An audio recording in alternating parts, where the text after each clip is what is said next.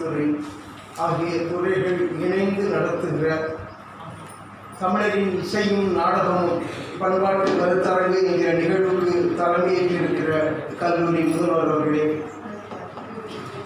இந்த கருத்தரங்கை வடிவமைத்திருக்கிற இக்கல்லூரி தமிழ்துறை பேராசிரியர், மனதிற்கு செய்த தோழர்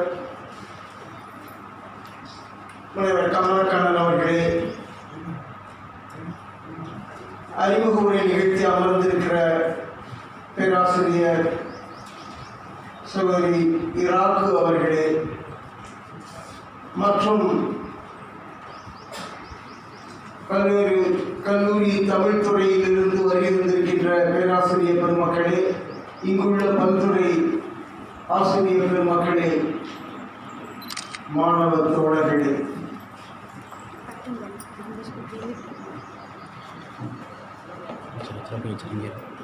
முதல்ல அந்த தமிழரின் இசையும் நாடகமும் என்கிற நூலை நேற்று இரவு என்னிடம் கொடுத்தார்கள். அதை பற்றி பேசுவதா என்று யோசித்தேன். அவர்கள் சொன்னது போல அந்த விமர்சனங்கள் யாருக்கும் தொந்தரவாக அமைந்துவிடக்கூடாது என்கிற காரணத்தால் அவைகளையெல்லாம் தொகுத்ததாக என்னுடைய உரையை நிகழ்த்தி கொள்ளலாம் என்கிற ஒரு முடிவுக்கு வந்திருக்கிறேன். ஆனால் ஒன்றே ஒன்று சொல்லணும். ஆய்வு மாணவர்கள், அவர் பக்கத்தில் எப்பவுமே மாணவர்களை வைத்துக்கொண்டு அவர் நடக்கிறதுங்கிறதே பார்ப்பதற்கு ஒரு அழகாக இருக்கு. ஏன்னா இன்றைக்கு உள்ள ஆசிரியர்கள் பெரும்பாலும் அவர்கள் உண்டு, அவர்கள் வேலை உண்டு, அல்லது அவர்கள் நடத்துகிற மற்ற தொழில்கள் உண்டு என்று அப்படியே ஒதுங்கி போய் கொண்டிருக்கிற ஒரு காலத்திலே எனக்கு இந்த மாதிரி ஆசிரியர்களை, தனக்கு கீழே உள்ள மாணவர்களை அணைத்துக் கொண்டு அவர்களும் அவருடைய அரவணைப்பிலே நடந்து கொண்டு செல்கின்ற ஒரு தன்மை, பொறுப்புகளை எல்லாம் மாணவர்கள் எடுத்துக்கொண்டு செல்வதை பார்க்கிற அந்த அழகு இருக்கிறதே, அது அவர்களுக்கு நான் தலை வணங்குகிறேன். அதான் இது ஒரு ஆய்வு மாணவர்களை கொண்டிருக்கிற ஒரு ஆய்வுத்துறையாகவும் இருக்கிற காரணத்தால் அந்த கட்டுரைகள் எல்லாம் அதற்கான அடிக்குறிப்புகளோ அல்லது துணைநூல் பட்டியலோ இல்லாமல் இருப்பது மனதுக்கு வேதனையாகத்தான் இருந்தது. நிச்சயமாக இருக்கணும், அது இருக்கணும். ஏனோ தானோ என்று போகிற போக்கில் எழுதி கொண்டு போவதல்ல ஒரு ஆய்வு நூல் என்பது. ஏன்னா ஒரு நூல் எழுதுவது அல்லது அதற்கான கட்டுரை எழுதுவது என்பது ஒரு பிரசவ வேதனையாகத்தான் இருக்க வேண்டும். ஏன்னா பிரச்சனை இருக்கிறது, அந்த பிரச்சனைக்கு நாம் தேடி போகிற நூல்கள் இருக்கிறது, நாம் எடுத்தாடுகிற நூல்கள் அது ரொம்ப முக்கியமானது. அது இப்போ வாசிக்கக்கூடியவர்களுக்கு இதிலிருந்து நான் எங்கெல்லாம் போகலாம், யார் யாரெல்லாம் எழுதியிருக்கிறார்கள் என்பதை அவனுக்கு அறிவுறுத்தக்கூடிய ஒன்றாக அந்த தொலைநூல் பட்டியல்ங்கிறது இருக்கும். அது இல்லாதது மட்டுமே ஒரு பொதுவான ஒரு குறையாக நான் சொல்லுகிறேன். இன்னொரு விலையும் அதிகமாக இருந்தது. 163 ரூபாங்கிறது எப்படி இத்தனை பக்கம் உள்ளது என்று கேட்டேன் அவர்கிட்ட. இல்லைங்க, இது 50% கழிவு கொடுத்து தான் கொடுப்போம்னு. 50% கழிவுனாலே அது 80 ரூபாய்க்கு மேலே வருது. எல்லா மாணவர்களும் வாங்கி பயனடையக்கூடிய வகையிலே இருக்க வேண்டுமானால் அது இன்னும் குறைவாகத்தான். அதற்குரிய பக்க கணக்குகளை பார்த்தால் அவ்வளோதான், 60 ரூபாய்க்குள்ள பேனா போடலாம் அப்படின்னு சொன்னாலே. இல்லை, அது ஒரு கணக்குக்காக போட்டு வச்சிருக்கிறோம். எல்லாருக்கும் அது கொடுக்கக்கூடிய புத்தகம் தான், இலவசமாக அப்படின்னாரு. சரி, நல்லது. அது நான் அதுக்குள்ளே போகல. இந்த இது மட்டும் அவசியம் வேணும்னு நினைக்கிறேன். ஏன்னா ஒரு ஆய்வாளனாக, ஆய்வு வழிகாட்டியாக, ஆய்வு துறையிலே பல காலம் கழித்தவனாக, உங்கள் எல்லாரோட ஒரு வகையிலே வயது மூத்தவனாகவும் இருக்கின்ற ஒரு காரணத்தால் இதை வருங்காலத்திலே நீங்கள் நிவர்த்திக்க வேண்டும் என்கிற அடிப்படையிலே இதை உங்களிடம் சொல்ல வேண்டிய ஒரு அவசியம் எனக்கு இருக்கிறது. நன்றி.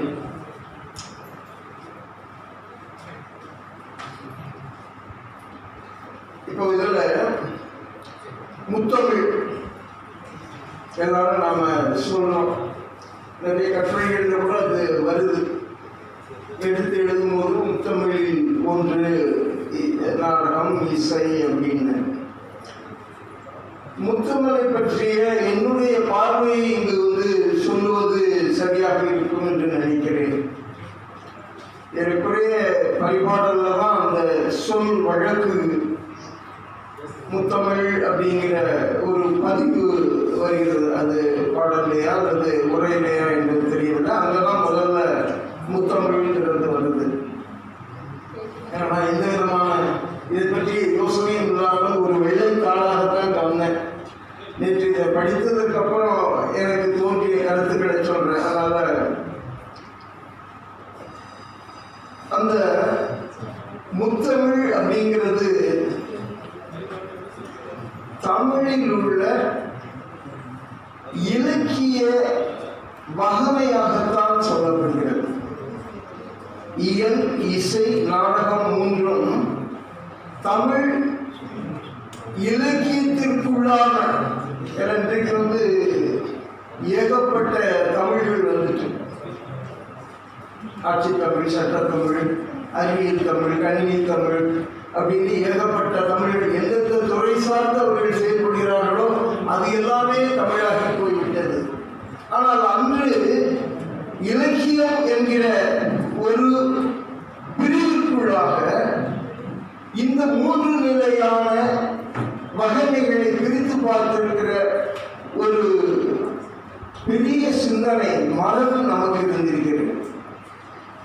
எந்த மொழியிலே நாடகம் இல்லை அல்லது எந்த மொழியிலே இசை இல்லை, எந்த மொழியிலே இயல் இல்லை, யாரும் மூ இங்கிலீஷ்னு சொல்றதில்லை, முத்தெலுங்குன்னு சொல்றதில்லை, மும்மலையாளம்னு சொல்றதில்லை, எங்கேயும் சொல்றதில்லை. அப்படி தமிழன் ஒரு பெருமைப்படத்தக்க அளவுக்கு ஒரு புகழ் சிந்தனையை கொண்டவனா இருந்திருக்கிறான். ரொம்ப ஆச்சரியமா இருக்கு. உலகில் உள்ள வேறு எந்த மொழிகளிலும் அவர்களுடைய மொழி சார்ந்து ஒரு மூன்றாக பிரிக்கக்கூடிய ஒரு தன்மை இல்லாமல் தமிழிலே தான் முத்தமிழ் என்கிற ஒரு வகைப்பாட்டிற்குள் தமிழை கொண்டாடுறாங்க. அது ரொம்ப வியக்க வைக்கக்கூடியதாக இருக்கிறது. தமிழ் சான்றோர்களை, தமிழ் புலவர்களை, தமிழ் அறிஞர்களை நினைக்கும் பொழுது ஒரு வியப்பு தான் உருவாகுது. பரவாயில்ல, ரொம்ப அருமையா பண்ணியிருக்கிறாங்க. தமிழ்ங்கிற ஒரு சிந்தனையை தமிழுக்கு ஏற்படுத்தி கொடுத்த அந்த பெருந்தகையோ. அப்போ முத்தமிழ்ங்கிறதுல என்னுடைய சிந்தனை எப்படி போகுதுன்னா, இயல், எழுத்து, பேச்சு எல்லாமே இயலாகத்தான் நம்ம பார்க்கிறோம்.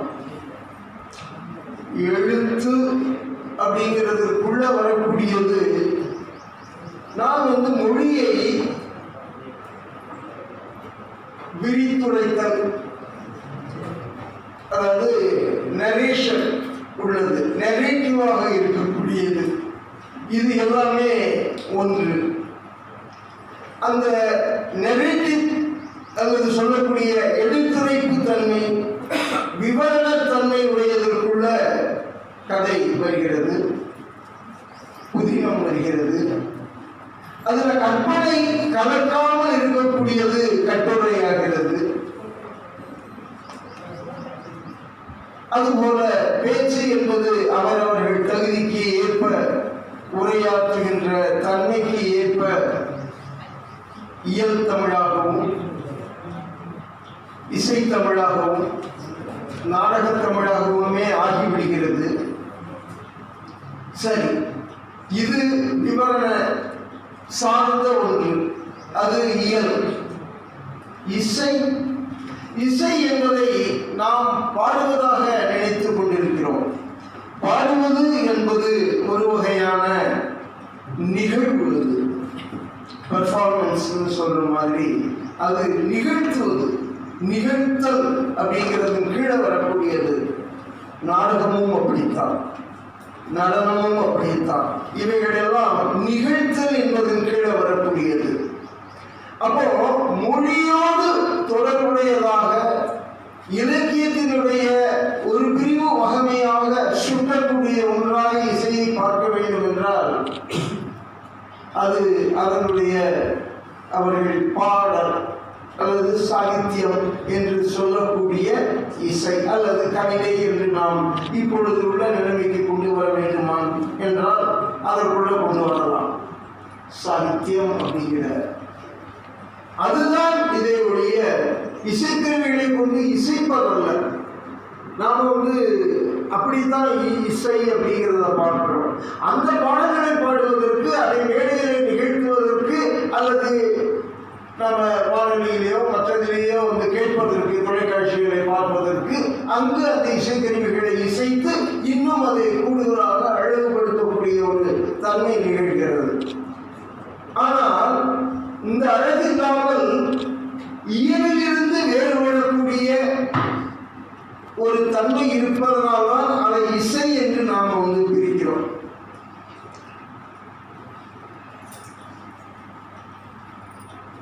இசைமை அதனுடைய நவீன புதுக்கவிதைகள் என்று சொல்லக்கூடிய கவிதைகள் வரைக்கும் நீங்கள் எடுத்து பார்த்தாலும் கூட கவிதைக்கான ஒரு துணி, கவிதைக்கான ஒரு இசைமை பண்பு அதில் இருப்பதனால தான் அது கவிதையாக பேசப்படுகிறது. இல்லாவிட்டால் அது உரைநடையாகத்தான் இருக்கும். உரைநடையை வார்த்தைகளை எப்படி மாற்றி போடுவதன் மூலமாக அதில் ஒரு கவித்துவத்தை கொடுக்க முடியும் என்பது கூட பார்க்கப்படுகிறது. இப்போ உதாரணத்துக்கு பேரன்பு கொண்டோரே பெரியோரே அப்படின்னு ஆரம்பிக்கலாம். பேரன்பு கொண்டோரே பெரியோரே நீரோடு நிலம் கழிக்க நெடுமரங்கள் நிறைந்து வரும் நாடாக போராடும் பால் நிலத்தை அந்நாளில் புதுக்கியவர் யார் அழகு நகர் உண்டாக்கி அவரெல்லாம் இந்நேரம் எலியாக முயலாக வருவீங்க. இப்ப இது இந்த மொழியே உங்களுக்கு அந்த அளவு பேசும்போது கவித்துவமா பேசுறான். அது அப்படியே கவிஞராக இருப்பாங்க உங்களுக்கு. அதுக்கான சில வார்த்தைகளை நெய்து பின்னி அவர்கள் பாடும் பொழுது அங்கு நமக்கு காதுக்கு கிடைக்கக்கூடிய அந்த ஒலி இசைமை அது கவிதையாகிறது. அப்போ விரித்திருக்கிற தன்மையில் உள்ள ஒரு மொழி வரும் பொழுது அது இயலாகிறது. இசைமை சார்ந்து ஒன்று அந்த மொழி பயன்படுத்தப்படும் பொழுது அது கவிதை, பாடல், இசை ஆகிறது. ஏன்னா அந்த மொழிக்குள்ளேயே ஒரு இசைமை கூறு இருக்குது. அதனால தான் அதை இசையாக அவர்கள் இலகுவில் பாட முடிகிறது. இப்போ உள்ள பாடல்கள் அப்படி இல்லாமல் கூட இருக்கலாம். இசைக்கருவிகளை வச்சு போட்டுட்டு இதுக்கு இங்கே தட்டுது, இதை வெட்டுங்க போடுறதுங்கிறதெல்லாம் நடக்கலாம். இன்றைய உள்ள தொழில் வளர்ச்சி அல்லது மற்ற விஷயங்களை முன்னிட்டு. ஆனால் இசை என்பது தமிழ் இலக்கியத்தினுடைய ஒரு பிரிவு வகைமையாக அது கருதப்படக்கூடிய நிலை என்பது இப்படித்தான் இருக்க வேண்டும். அதுபோல நாடகம் என்பது நிகழ்த்துவது அல்ல. நிகழ்த்துவதும் நாம் நாடகம் தான் சொல்றோம். நிகழ்த்துவதில் அந்த நாடகம் முழுமை பெறுகிறது, பூரணத்துவம் பெறுகிறது. இசை அந்த பாடல் இசைக்கப்பட்டு பாடப்படும் பொழுது அது எப்படி முழுமையடைகிறதோ அல்லது பூரணமாகிறதோ அதுபோல நாடகம் என்பது நிகழ்த்தப்படும் பொழுது, அல்லது மேடையேறும் பொழுது, அரங்கேறும் பொழுது அது பூரணத்துவம் பெறுகிறது. அவ்வளோதான். அப்ப நாடகம்னா என்ன?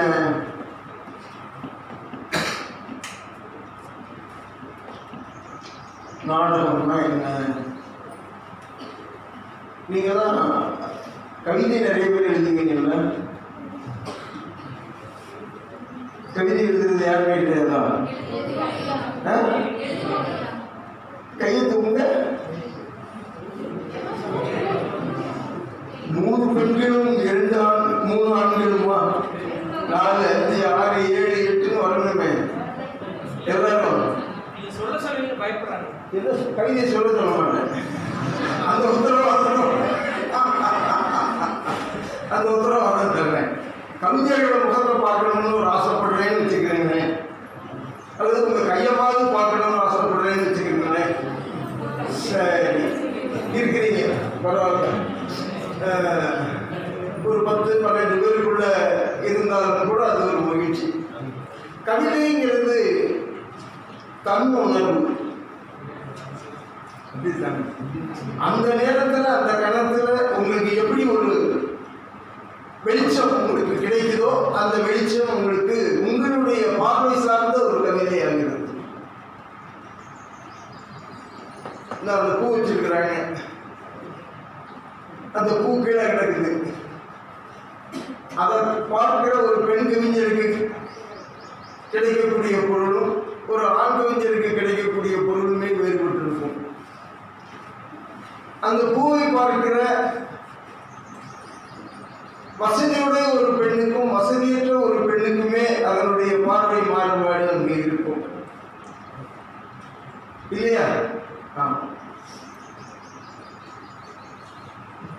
எப்படி வேணாலும் அது சங்ககால கவிதை பாடல்களில் இருந்து இப்போ வரைக்கும் நம்ம பார்த்தோம்னா பூவை பற்றி பாடாத கவிஞர்கள் இருக்கவே மாட்டாங்க. பூவை அவரவர்கள் இதுல இருந்து பார்த்துருப்பாங்க.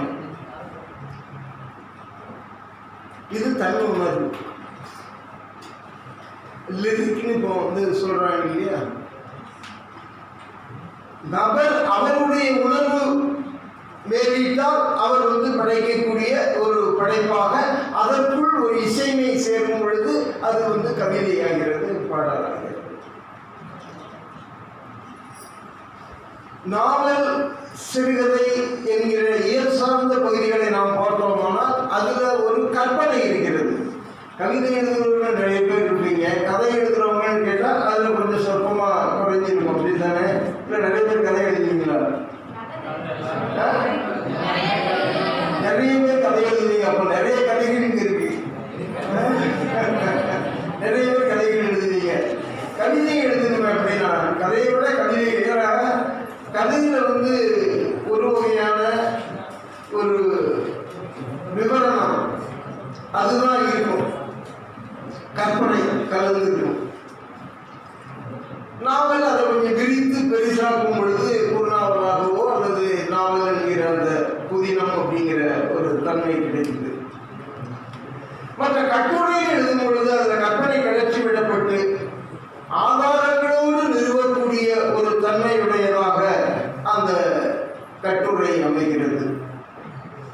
இந்த கட்டுரையை தான் நீங்க கல்வியை பற்றி பேசினாலும் சரி, சட்டத்தை பற்றி பேசுவதாக இருந்தாலும், எதை பற்றி பேசுவதாக இருந்தாலும் இதுதான் அடிப்படை. ஆனா அவர்கள் சொல்லக்கூடிய சட்டத்தமிழ் அல்லது ஆட்சி தமிழ், சமய தமிழ் வரைக்குமே கூட நாம் சொல்லலாம். எல்லாமே அதில் புழங்குகிற கலை சொற்கள் தொடர்பான விஷயங்கள் வரும் பொழுதுதான் அதை சட்டத்தமிழ் என்பதோ அல்லது மற்ற கணினி தமிழ் என்பதோ மற்றதெல்லாம். கணினியில் கட்டச்சு செய்வது கணினி தமிழ் அல்ல, அது ஒரு கட்டுரை தான், இயல் தமிழ் தான். இப்படி நாம் அதை புரிந்து கொள்ள வேண்டும். அப்ப நாடக தமிழ்ங்கிறது எது? கவிதைக்கு சொன்னீங்க, கீழே கிடக்கக்கூடிய ஒரு பூவை பார்த்து உங்க மனசுல என்ன தோன்றுகிறதோ, அல்லது இது ஒருவேளை அகம் சார்ந்த கவிதையாக இருக்கலாம், புறம் சார்ந்த கவிதையாக இருக்க வேண்டுமானால் இன்றைக்கு வெளியே நடக்குகின்ற பல பிரச்சனைகள், உங்களையும் தாக்கக்கூடிய பல பிரச்சனைகள், பல சட்ட வடிவங்கள், அது இது எல்லாமே உங்களுக்கு ஒரு புறவயமான ஒரு கவிதையை கொடுக்கக்கூடிய அந்த ஆற்றல் இருக்குமேயானால் அந்த படைப்பு வெளிவரும். சரி, இப்ப நாடகம் என்பது எதனுடைய அடிப்படையாக நாடகம் உருவாகிறது?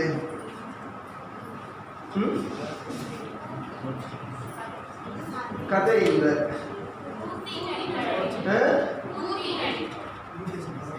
கூற்றுங்கிறது அதுல அதை சொல்வதற்காக வருகிறது.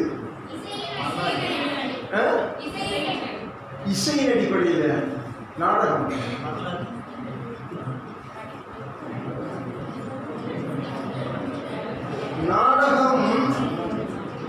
நீங்க இப்ப இப்படி பார்ப்போம், தமிழ்ல எவ்வளவோ காப்பியங்கள் இருக்கு.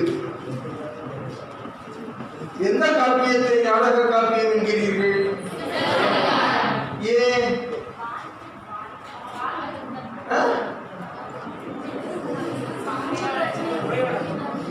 உரையாடலா இருக்குதுல்ல,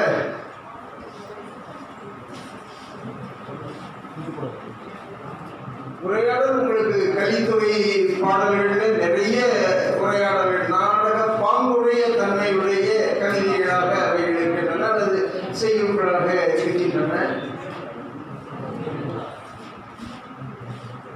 நாடகம் என்பது அடிப்படையிலே முரண் மோதல் தான் நாடகம்.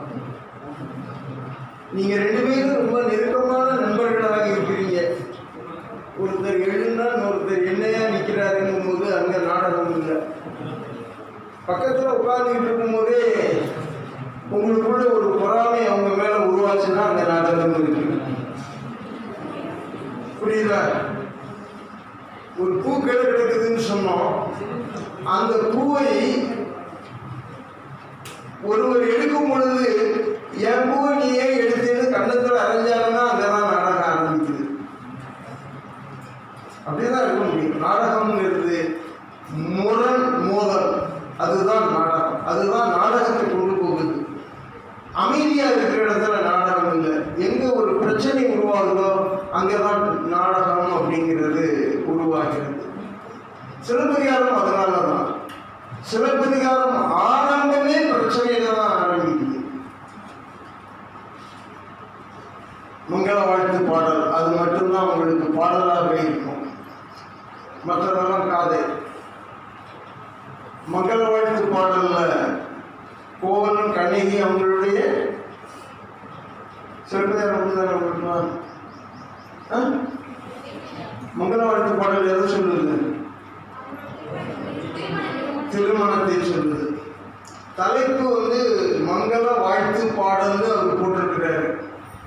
மங்கள வாழ்த்து பாடல்னு போட்டு அதில் சொல்லக்கூடிய கடைசி வாழ்த்து இருக்கிறது இல்லையா, அது முழுக்க முழுக்க ஒரு மரபு வழிபட்ட சிந்தனையிலே அமங்கல சொற்கள் தான். எப்படி வாழ்த்துறாங்க? காதலர் பிரியாமல், பிரியாமல் சொன்னாலே ஐயோ நாக்கு வந்துருச்சு. காதலர்கள் சேர்ந்து போங்க அப்படின்னு சொல்லணும், இணைஞ்சு போங்கன்னு சொல்லணும். பிரியாம போங்க அப்படின்னாலே உங்களுக்கு மனசுக்குள்ள இவங்க பிரியக்கூடாதாங்கிற ஆசை இருக்கிறதாக அர்த்தமாகி போயிடும். அப்படின்தான் சமூகம் பார்த்தது. காதலர் பிரியாமல், கவவுக்கு எகிழாமல், கையை பிடிச்சிட்டு போகும், கையை விட்டுறாம போகும். கையை விட்டுறாதனால என்ன ஆகி போச்சு? மங்கள வாழ்த்து பாடல் சொல்லி மங்கள வாழ்த்து பாடல் என்று தலைப்பிட்டு அதற்கு முரணாக அதோடு மோதக்கூடிய அமங்கல சொற்களை காதலர் புரியாமல், கவவுக்கு நெகிழாமல், தீதருக நல்லதே நடக்கட்டும்னு சொல்லுவாங்க. நல்லா போயிட்டு வாங்க, நல்லது நடக்கட்டும், கெட்டது கூட எதுவும் வரக்கூடாதுன்னு யாரும் சொல்ல மாட்டாங்க. ஆனா அங்க தீதருக காதலர் பிரியாமல், கவவுக்கு எகிழாமல், தீதருக என ஏத்தி அப்படிங்கிற இடத்திலேயே அங்கேயே நாடகத்திற்கான ஒரு விஷயத்தை இழங்க வச்சிருக்கார். ஒரு டிராமா நடக்க போகுது. இந்த காதல் மனம் இரண்டு பேரும் அதாவது அவங்களுடைய பெற்றோர்கள் பார்த்து நடத்திய அந்த மனம் ஒரு முழுமையடைய போவதில்லை அப்படிங்கிற அவங்க இந்த டிராமாட்டிக் ஐரணியில் அவங்க சொல்லக்கூடிய நாடக முரண் அப்படிங்கிறத குறிப்பு முரண் குறிப்பாகவே முதல்ல சொல்லிடுறாரு. அப்போ இது காரணம் கொண்டுதான் அந்த நாடகம் உள்ளேயும் ஒவ்வொன்றும் எல்லா வழியிலையும் சொல்ல முடியும். அதுல முதல்ல சொல்லும் போது இளங்கோவடிகள் எதற்காக இதை எழுதுகிறேன் என்று சொல்லுகிற நேரத்திலே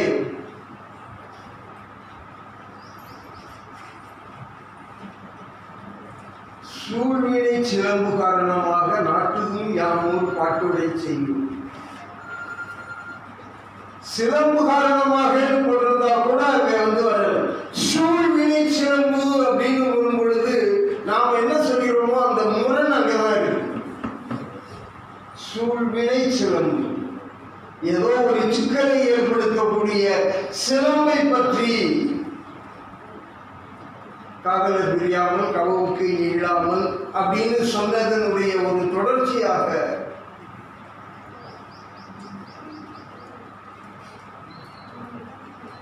இப்படி சொல்றதுங்கிறது இருக்குல்ல, அதுதான் அந்த காப்பியத்துல முழுமையாக வருது. அது காப்பிய நூலாக இருந்த காரணத்தாலும் அதுல நாடகத்தின் குணம் அதற்குள்ள இருப்பதனால முரண் மோதல் அப்படிங்கிற ஒரு அடிப்படையிலே அந்த சிலப்பதிகாரம் விலகி செல்வதால் அதை நாடக காப்பியம், அது ரொம்ப முக்கியமான விஷயம். நமக்கு நாடகம் தெரியுமா அப்படின் போது இப்போ கூட நமக்கு நாடகத்துல பல குழப்பங்கள் இருக்கு. இதுவா கதை இருந்தால் நாடகமா, பேசுனா நாடகமா அப்படி இப்படின்னு பேசுறோம். ஆனால் அன்றைக்கு நம்மளுடைய முன்னோர்கள் தமிழ் அறிஞர்கள் இதை நாடக காப்பியம் என்று கண்டு உணர்ந்ததுங்கும் போதே அவர்களுக்கு நாடகம் என்றால் என்னவென்று புரிந்திருக்கிறது என்பதுதான் அபாரமான. இன்றைக்கு இவ்வளவு தூரம் ஒரு 42 ஆண்டு காலமாக ஒரு நாடக அமைப்பை நிறுவி அதை நடத்தி கொண்டு நாடகங்கள் நடத்தி பல பெரிய நாடக அறிஞர்களிடம் பயிற்சிகள் பெற்று இப்படியெல்லாம் வளர்ந்த நிலையிலே பார்க்கும் பொழுது நம்மளுடைய முன்னோர்கள் மிக சிறியோர் என இயத்திருந்தனவே பெரியோர் என வியத்திருந்தனவே ரொம்ப வியக்க வைக்குது. என்ன அருமையாக முத்தமிழ் என்கிற ஒரு பாகுபாட்டை உருவாக்கியது. உலகில் உள்ள எந்த மொழியிலும் இல்லாத ஒரு தன்மையை அவர்கள் உருவாக்கி கொடுத்தது என்பதும், அதுபோலவே நாடகம் என்பதை அவர்கள் எப்படி அடையாளம் கண்டு கொண்டார்கள் என்பதை புரிய வைத்த தன்மை இருக்கிறது. அதுவும் ரொம்ப ஆச்சரியப்படத்தக்க ஒரு விதத்தில் இருக்கிறது.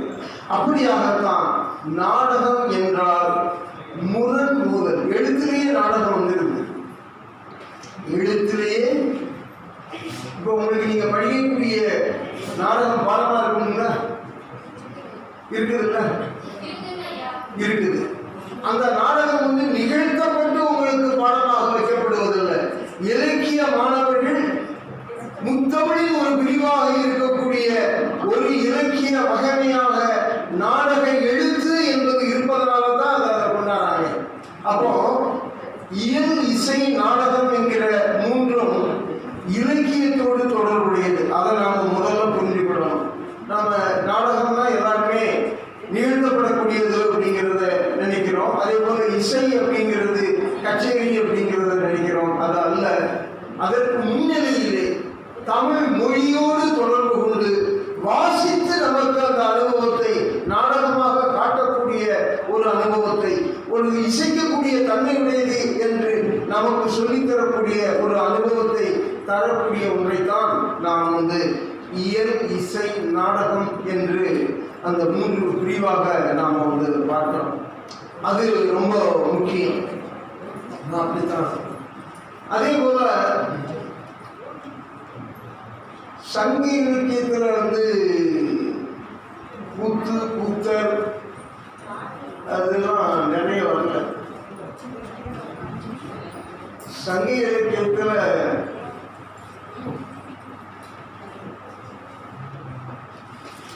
புறநானூற்றில் 28வது பாடலாம் கூத்தர் கடக்கும் அகநாட்டையே அப்படிங்கிற இடத்துல ஒன்று வருது கூத்தர்.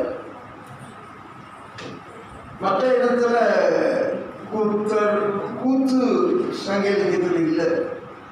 சங்க இலக்கியத்திற்கு பின்னாடி உள்ள இலக்கியங்கள்ல வரலாம். கூத்தாட்டு, அவைக்குழாம்,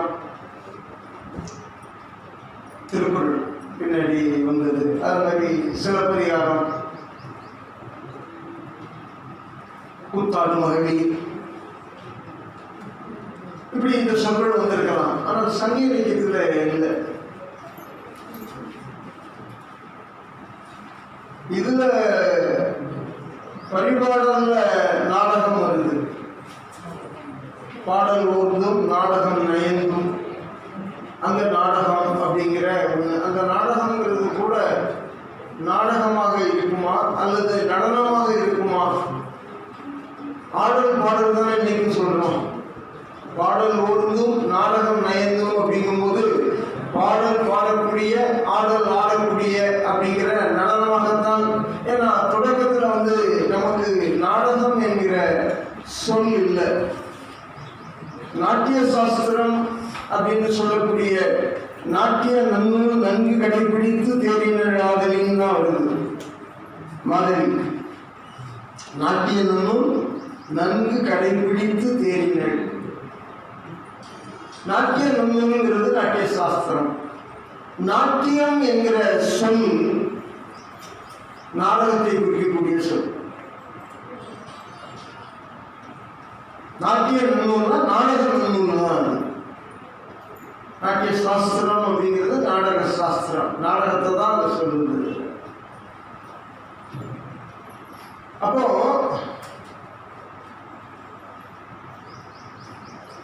வெறுமன் அந்த நாட்டியமாக ஆடுவாங்க, பரதநாட்டியம் மற்றது. அதில் முதல்ல வந்த உடனே அவங்களுடைய உடல் அதற்கு வாகாக அமைத்துக் கொள்வதற்காக அல்லது அந்த நடனத்துக்குள்ள உள் நுழைவதற்காக இந்த அலாரிப்பா பரதநாட்டியம் தெரியுமா? இருக்காது.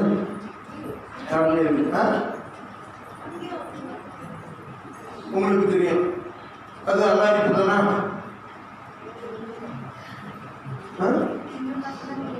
2 மாசமா போயிருக்கீங்க. சரி, அலாரிப்பு அப்படிங்கிறது உங்களுடைய கை கால் இந்த சுத்துறது சுழல்றது எல்லாம் உங்களுடைய அதில் முத்திரைகள் அபிநயங்கள்ங்கிறது இருக்காது.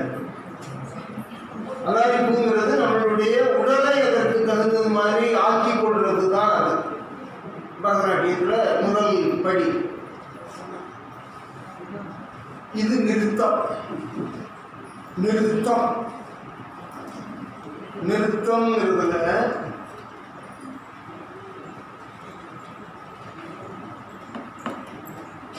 பேச்சுக்கு இடம் இல்லை. பேச்சுக்கு மட்டும் இல்லை, அதன் அபிநயத்தின் மூலமாக, அபிநயங்கிறது பார்வையாளர்களை கொண்டு சேர்க்கிற அபிநய அப்படிங்கிற இது டுவர்ட்ஸ் தி ஆடியன்ஸ், அவர்களிடம் கொண்டு சேர்க்கிற ஒரு கருத்து. அந்த பெரும்பாலும் கண்ணை வெளியே திருடுறது அப்படிங்கிறத நடித்தாங்கன்னா அவங்க அந்த பார்க்கக்கூடிய பார்க்க வேண்டாம் அப்படின்னு சொல்லக்கூடியது, அதுக்கு வா அப்படின்னு கூப்பிடுறது, முகத்தை அப்படி, இது எல்லாம் ஒரு வகையான ஒரு அபிநயத்திற்குள்ள வருது.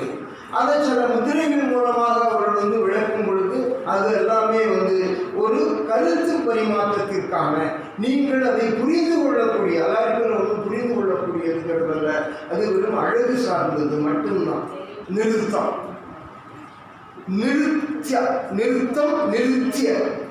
நிறுத்தியங்கிறது பேச்சு தான் இல்லை, பேச்சு மட்டும்தான் இருக்காது. அதை என்ன சொல்லுவாங்கன்னா ஆங்கிகம், ஆகாரியம், வாசியம், சாத்விகம், இந்த 4 வகையாக அபிநயங்களை பிரிப்பாங்க நாட்டிய சாஸ்திரத்தில் சொல்லக்கூடியது. ஆங்கிக அபிநயம்ங்கிறது உடல் மூலமாக நீங்கள் காட்டக்கூடிய கை, உடல் இவற்றின் மூலமாக காட்டக்கூடிய அபிநயம் ஆங்கிக அபிநயம். ஆகாரிய அபிநயம்ங்கிறது உங்களுடைய ஒப்பனை, அரங்கு, இவைகளில் செய்திருக்கக்கூடிய காட்சி அமைப்பு, இவையெல்லாம் சேர்ந்தது ஆகாரிய அபிநயம்.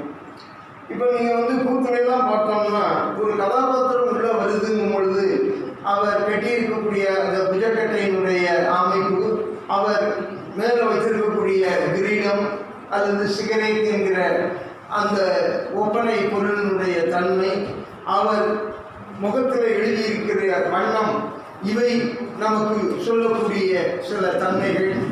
இவைகளினுடைய அடிப்படையில் இது அமைகிறது ஆகாரியம். கிருஷ்ணன்னா அவன் நீல கலரில் வரணும்,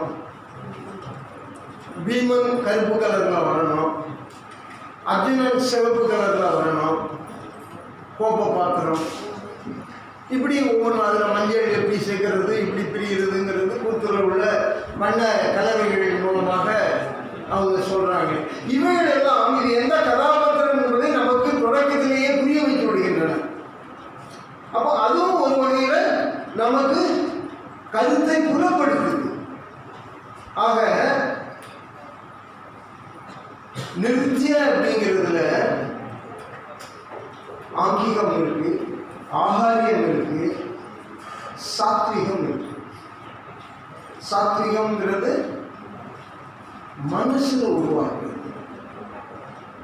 உடல், குரல், ஒப்பனை, மனசு அது சேரும் பொழுதுதான் உங்களுக்கு ஒன்று இன்னொன்றாக தெரியும். சும்மா ஏதோ நடிக்கிறதுங்க வந்து நின்று நடிக்கிறதுங்கிறது இல்லை. மனசு அதுவாக மாறுறதுங்கும் போதுதான் அந்த கதாபாத்திரமாக மாற முடியும். அது சாத்விகம். அது எல்லா இதுக்குமே சாத்விகம் இருக்கு. இந்த வாஞ்சிகம் அப்படிங்கிறது குரல்ங்கிறது நாட்டியால மட்டும்தான். நாட்டியாங்கிறது நாடகம். நாடகத்தில் மட்டும்தான் வசனம் பேசக்கூடிய குரல் அப்படிங்கிறது சேர்ந்து இருக்கக்கூடிய ஒன்று நாடகம் அப்படிங்கிறதாக இருக்கு. அப்போ நிருத்திய நாட்டிய, அந்த நாட்டியங்கிறது நாடகம் என்பதாகத்தான் நமக்குமே நம்மளுடைய இலக்கியங்களில் வரக்கூடிய நாட்டியம் அப்படிங்கிற சொல் நாடகத்தை இருக்கக்கூடிய சொல்லாகத்தான் நாம் வந்து பார்க்க முடியும். அதே போல பண்ணை தோன்றிய எண்ணாங்கு பொருளும், பண்ணை என்பது நாடகத்தை குறிக்கிறதுங்கிற மாதிரி நீங்க அர்த்தம் கொண்டிருக்கிறீங்க. அப்படி இல்லை. பண்ணை என்பதற்கு நாடகம் என்பதாக எந்த இடத்திலும் பொருள் கிடையாது. பண்ணை என்பது உரியியல்ல ஒரு நுட்பா வருது.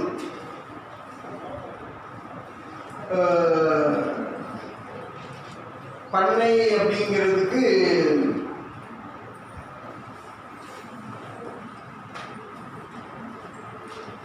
அந்த உரிச்சொல் இன்னொன்று சேர்த்து பண்ணை என்பதும் இந்த உரிச்சொல்லை குறிக்கும்னு வரும். இந்த ஞாபகம் வரணும்னு நான் சொல்றேன்.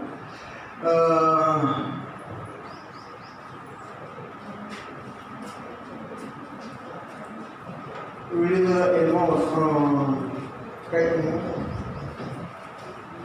சரி பரவாயில்ல. நான் திடீர்னு வயதாகுதுல்ல, திடீர்னு போய்கிட்டு இருக்கும்போது ஞாபகம் வரும்.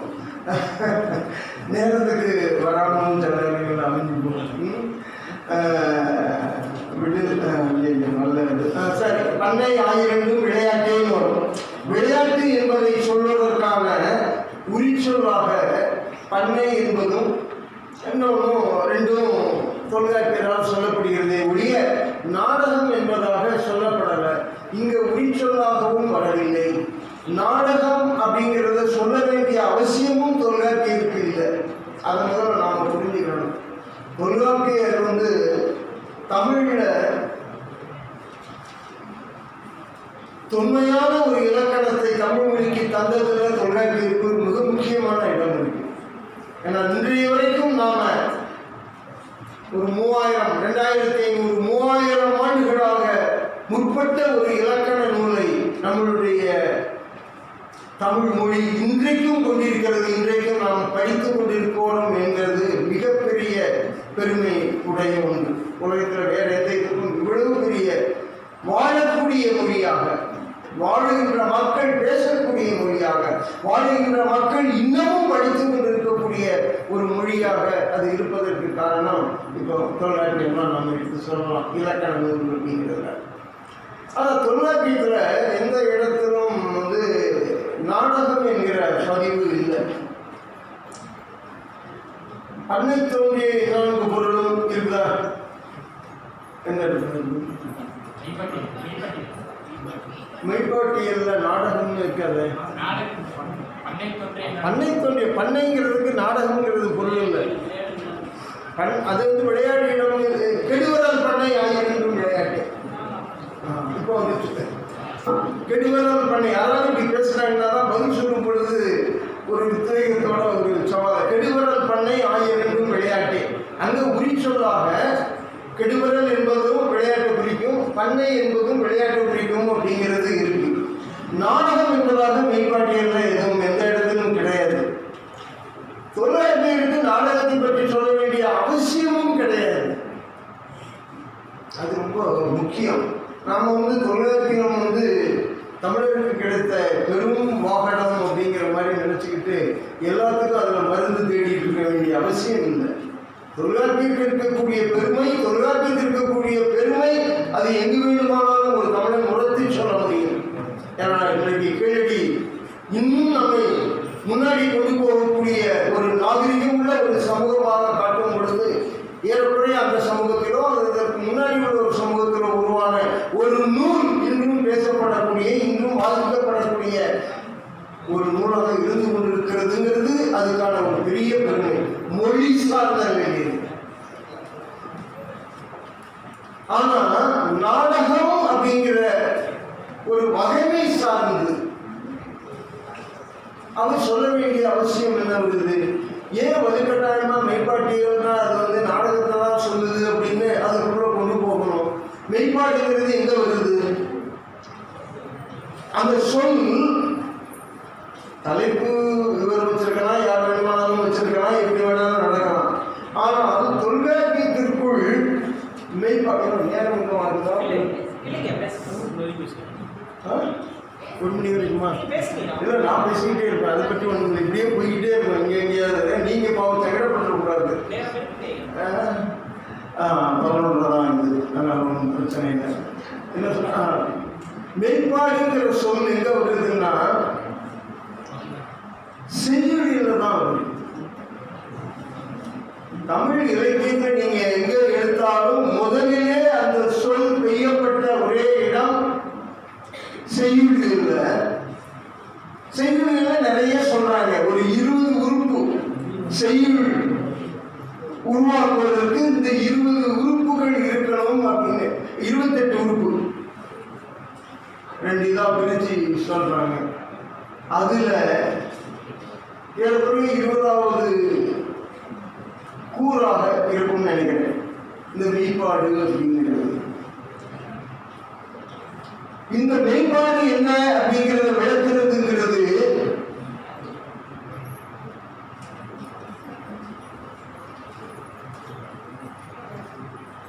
தலைவர் பொருளை மெய்ப்பது முடிப்பது மெய்ப்பாடு. செய்யுள் மெய்ப்பாட்டை விளக்குறார். ஒவ்வொன்றையும் விளக்குவாரு. அகம் புறம் அது கடவு எல்லாத்தையுமே அதை விளக்கிட்டு வருவாரு. அதுல மெய்ப்பாடு என்பதை விளக்கும் பொழுது மெய்ப்பொருள் நேரில் கண்டார் போன்று, மெய்ப்பொருள் நேரில் கண்டார் போன்று மெய்ப்பட முடிப்பது மெய்ப்பாடாகும். இது ரொம்ப முக்கியமான செய்யுள்ள. இப்ப நீங்க சில கவிதை வரிகளை படிச்சீங்கன்னா அப்படியே நின்றுவீங்க. இப்ப அவங்க ஆன்மீகவாதிகள் பாவியின் துட்டும் தாயினும் சால பரிந்தினின் பாவியினுடைய ஊனினை விடுதலைக்கு ஓட்டின ஆனந்தமாய நம்ம பாடுறான்னா அவன் மெய்ப்பட முடிப்பதுங்கிறது இருக்குல்ல, மெய்ப்பொருள் நேரில் கண்டால் போன்று சாமியே பாவியினை துட்டும் தாயின் எனக்கு அப்படின்னு அவன் உணர்றதுங்கிறது இருக்குல்ல, மெய்யாக உணர்தல்.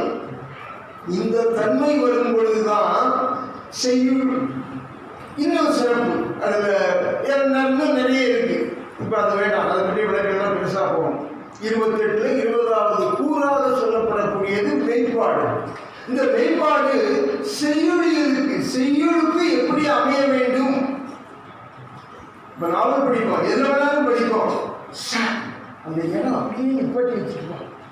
ஒரு வரி தான் இருக்கும் சின்ன. அப்படியா? அந்த அப்படியாங்கிற கேள்வி அப்படியே மனசுல நிற்கும். சரியான இடத்துல உண்மையாக உணர வைக்கிற ஒரு சொல்லை போடுறதுங்கிறது இருக்குல்ல, அதுதான் நான் அப்படியே உணர்றேன். அது போல உணர்வது தான் மெய்ப்பாடு. மெய்ப்பாடுங்கிறது உடல்பாடு அல்ல. ஆனால் உங்களுக்கு எல்லாம் எனக்கு எப்படின்னு தெரியல. இது நான் இப்படித்தான் எழுதிக்கிட்டு இருக்கிறேன், இப்படித்தான் பண்ணியிருக்கிறேன். பரீட்சையில் எப்படி மார்க் போடுவாங்க என்னங்கிறதெல்லாம் எனக்கு தெரியாது. ஆனால் அது எப்படிங்கிறத நீங்கள் பார்த்துக்கிறீங்க. ஆனால் உண்மை பொருள் இப்படியாகத்தான் இருக்க முடியுங்கிறத நான் சொல்கிறேன். எங்கே வேணுமானாலும் நீங்கள் அதை விவாதிக்கலாம் உங்களுக்கு ஒரு வயது வரும் பொழுது. அப்போ மெய்ப்பாடுங்கிறது ஒரு இளம்பொருள் மெய்யின்கண் பட்டு தேரலின் அது மெய்ப்பாடு ஆயிற்றுன்னு வரும்னு நினைக்கிறேன். மெய்யின்கண் பட்டு தேரலின் உடல் மூலமா அப்படின்னு சொன்னா இது மெய்ப்பாடு அப்படிங்கிற மாதிரி அவர் எழுதுறாரு. மெய்யின்கண் பட்டு தேரலின் அது மெய்ப்பாடு ஆயிற்று. பேராசிரியர் அதுக்கு வேறொரு வகையாக அரசன் அந்த நீராடக்கூடிய குளத்துல அவனுடைய மகளிர்கள் இருக்காங்க இல்லையா, அவங்களெல்லாம் சேர்ந்து ஆடும்போது அவங்க மேல நீர் தெளிச்சு அவன் ரொம்ப ஊகையாக விளையாடக்கூடிய அந்த விளையாட்டு இருக்குல்ல, இந்த மாதிரி இடத்துல எப்படி மனசோட அவன் லயிச்சு இருக்கிறானோ அது போல இருக்கக்கூடியதுங்கிற மாதிரி ஒரு பேராசிரியர் ஒரு உரை சொல்றாரு. ஆனால் அங்கு விளையாட்டு என்பதற்கு பண்ணை சொல்லப்படலை.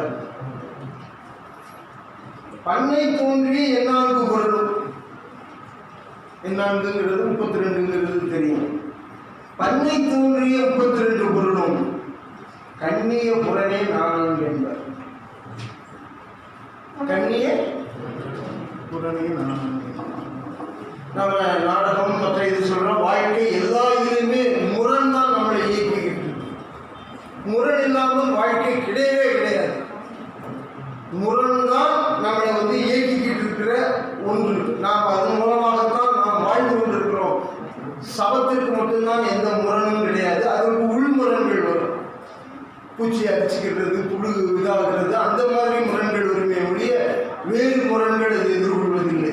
ஆனால் வாழும் மனிதர்கள் முரண்தான், அதுதான் போராட்டம் அப்படிங்கிறதாக இருக்கு. போராட்டம் தான் வாழ்க்கை, வாழ்க்கை தான் போராட்டம், போராட்டம் தான் முரண். முரணை எதிர்த்து தான் மனிதன் போராடி கொண்டிருக்கிறான். ஒவ்வொரு கட்டங்களிலும் போராடி கொண்டிருக்கிறான்.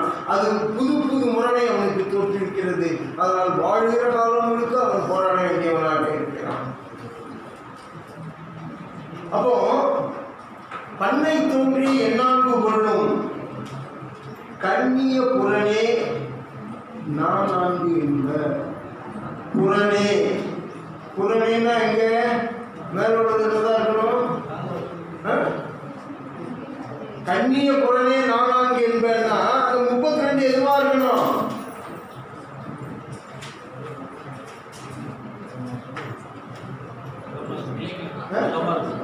அகமா, அகம் சார்ந்த பண்ணை தோன்றிய அகத்தில் தோன்றிய 32 பொருளும் புறவயமாக நான்காக வெளிப்படும். அப்படிதான் இருக்க முடியும். தர்க்கம் அதுதானே இல்லையா? தர்க்கம் அப்படித்தான் இருக்க முடியும். 4 மணிக்கு வீட்டுக்கு சரியா போகணும் அப்படின்னா கடைக்கு வேற எங்கேயோ போகக்கூடாதுங்கிறதான அர்த்தம். இதற்கு எதிர்நிலை உங்களுக்கு தொழிலாளர்கள் வருமே. கொள்ளு இருக்கான்னு கேட்டா அவங்க உளுந்து இருக்குன்னு சொன்னா கொள்ளு இல்லைங்கிறதுதான் அர்த்தம். முரண்பட்ட ஒன்றை சொல்வதன் மூலமாக அது தரக்கூடிய பொருள் அப்படித்தானே இருக்க முடியும்.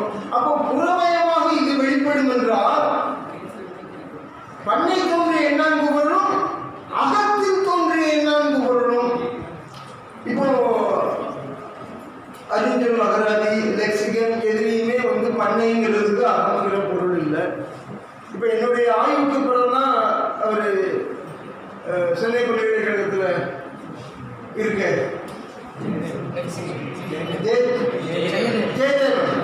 அவர்கிட்ட ஒரு இடம் நான் ஒரு கூட்டத்தில் பேசும் பொழுது இதையெல்லாம் சொல்லும்போது இது இப்படி இல்லவே இல்லையே, இல்லவே இல்லை, இது மக்கள் வழக்கில் இப்படி இருக்குது அப்படின்னு சொன்னோன்னா அதை எழுதி கொடுக்க சொன்னார். ஒருவேளை பின்னாடி அவர் திரும்பவும் அந்த பணிக்கு போன காரணத்தான் அது சேர்ந்திருக்கா என்னங்கிறது தெரியல. பண்ணை அப்படிங்கிறது இப்போ கொங்கு பகுதிகளில் பண்ணை அப்படிங்கிறது மாடு நாய்க்கு உணவு வைக்கக்கூடிய ஒரு சதுரமான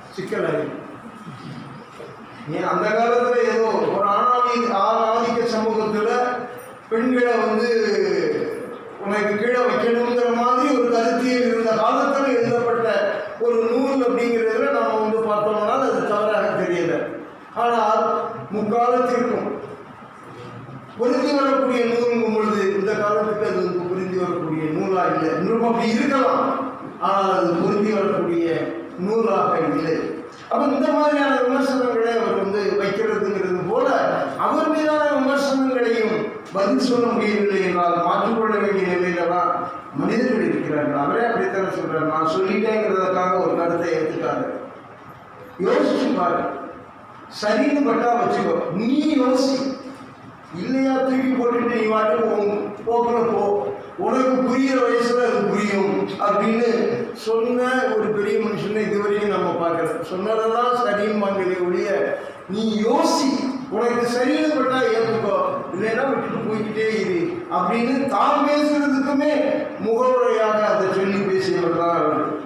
அதனால இளம்பூரணர் சொன்ன அந்த கருத்தை நாம் மறுக்கிறோம் அப்படிங்கிறதுன்னா அவர் மீது நின்றுதான் நாம் அதை மறுக்கிறோம். நாமளா புதுசாக அவனை கண்டுபிடிக்கல. அந்த புறம் அப்படிங்கிறது இன்றைக்கு மொழி அமைப்பு. மேடுங்கிற ஒரு சொல், பள்ளம்ங்கிற சொல் இல்லைன்னா மேடுங்கிற சொல் கிடையாது. உண்டா? பள்ளம்ங்கிற சொல் இருந்தால்தான், அல்லது மேடுங்கிற சொல் இருந்தால்தான் பள்ளம்ங்கிற அதற்கு எதிரணையான ஒரு சொல் உருவாக முடியும். மொழி அப்படித்தான் உருவாகிறது. இருட்டு என்றால் அது வெளிச்சம், அதற்கு எதிரானது, அதுக்கு முரணானது. நல்லவன் என்றால் அதற்கு முரணான கெட்டவன். அப்படித்தானே இருக்கு எல்லா இதுலையுமே, அப்படித்தானே மொழி வருது. அப்ப அப்படி நாம கொண்டு சேர்க்கும் பொழுது புறவயமாக இது உருவாகும் என்றால் அகவயமாக அப்படிங்கிறது சரியா வருது. எந்த குழப்பத்தையும் எனக்கு ஏற்படுத்துகிறது. அதனால அதுவும் நாடகம் இல்லை. அதுக்காக சொல்லுவாரு. இன்னும் அதை விலைக்கு முழுக்கும் சொல்ல முடியும் மெய்ப்பாட்டியலை. அது இப்போ வேண்டாம்னா அதை பற்றி மட்டுமே பேசக்கூடியதாகிவிடும். அப்ப இன்னும் உங்களுக்கு ஆய்வு செய்யக்கூடியவர்களுக்கு இடம் இருக்கிறது. எங்கெங்கு ஒரு சிக்கல் இருக்கிறது என்று யோசிக்கிறீர்களோ அங்கெல்லாம் உங்களுக்கு இடம் இருக்கிறது. உங்களுடைய ஆய்வை விரித்து செல்வதற்கு அல்லது அதற்குள்ள ஆய்வை நீங்கள் எப்படி தொடங்கலாம் என்பதற்கான ஒரு பிரச்சனைகளை மட்டும் சொல்லக்கூடியதாக கூட நீங்கள் எடுத்துக் கொள்ளுங்கள். ஏன்னா அதுதான் முத்தமிழ் என்பதும் வேறு எங்கும் இல்லாமல் இந்த தமிழ் சார்ந்தவர்கள் கண்டடைந்த ஒரு சொல்லாக அந்த முத்தமிழ் என்கிற பார்க்கிறோம். நாடகம் என்கிற சொல்லையும் அவர்கள் கண்டடைந்த அந்த தன்மை அப்படிங்கிறது இன்றைய நிலையிலே நாடகத்துக்கு என்ன விளக்கம் சொல்கிறார்களோ அதை புரிய வைக்கக்கூடிய ஒன்றாக அது இருக்கிறது போது அங்கேயும் ஒரு வியப்பை ஏற்படுத்துகிறோம். வியப்பு உருவாகிறது. இங்கேயும் அதே போல பண்ணை என்பது அகம் சார்ந்த, அது ரொம்ப தெளிவாகிறது. அந்த 32 பொருள் அது பின்னாடி சொல்லிடுறாங்க. நகை வெகுளி இதுவரை மறைக்க அச்சம் பெருமிதம் வெகுளி அச்சம் பெருமிதம் வெகுளி ஓகை என்று அப்பா ரெண்டே மெய்ப்பாடு. அது ஒவ்வொரு எட்டும் 4 நாளாக பிரியுது. எல்லாமே 32. அங்கேயும் செய்யுளிலேயே அதைத்தான் சொல்றார். முன்னுற கிடந்த முறையினது அதுவே. முன்னுற கிடந்ததுங்கிறது அது 32 அப்படிங்கிறது எப்படி நாம் அடைஞ்சிருக்கோமோ அப்படி வரும். அப்போ இது செய்யுளினுடைய ஒரு பகுதி. அதை நாம் புரிந்து கொண்டால் நாம் இது நாடகத்தை இப்படி சொல்லியிருக்காருன்னு நாம் ஒரு நாடகக்காரனாக இருந்து தொழிலாளர் இதுக்கு என்ன செஞ்சிருக்கிறாருன்னு போய் கண்டடையும் பொழுது எனக்கு கிடைச்சது அது செய்யுளில் உள்ளதுங்கும் போது மற்றவர்கள் என்னங்க நாடகத்துறையில் இருந்துட்டு நமக்கு கிடைச்ச ஒன்று அதையும் விட்டுட்டு நிற்கிறீங்களேன்னு நான் விட்டுட்டு நிற்கல. தமிழ் மொழிக்குள் இருக்கக்கூடிய ஒன்று, அது எனக்கு சொல்லப்பட்ட ஒன்று அல்ல, செய்யுளுக்கு சொல்லப்பட்ட ஒன்று. செய்யுளுக்கு சொல்லப்பட்ட ஒரு தன்மை நாடகத்தில் நடிப்பு என்கிற நிலையில் அது வருது. நான் அதுவாகவே மாறக்கூடிய ஒரு தன்மை அது இல்லைன்னா அங்கே நாடகத்தில் பார்வையாளர்கள் அது கூடவே ஒன்ற முடியாது. அது கூடவே ஒன்ற முடியாது. பார்க்கலாம், நிறைய நம்ம படங்கள் பார்க்கிறோம். சில நடிகர்கள் நடிக்கும் பொழுது தான் நமக்கு கலங்குது. சில நடிகர்கள் நடிக்கும் பொழுது தான் அந்த இதோடு நம்ம ஒன்றுனோம்.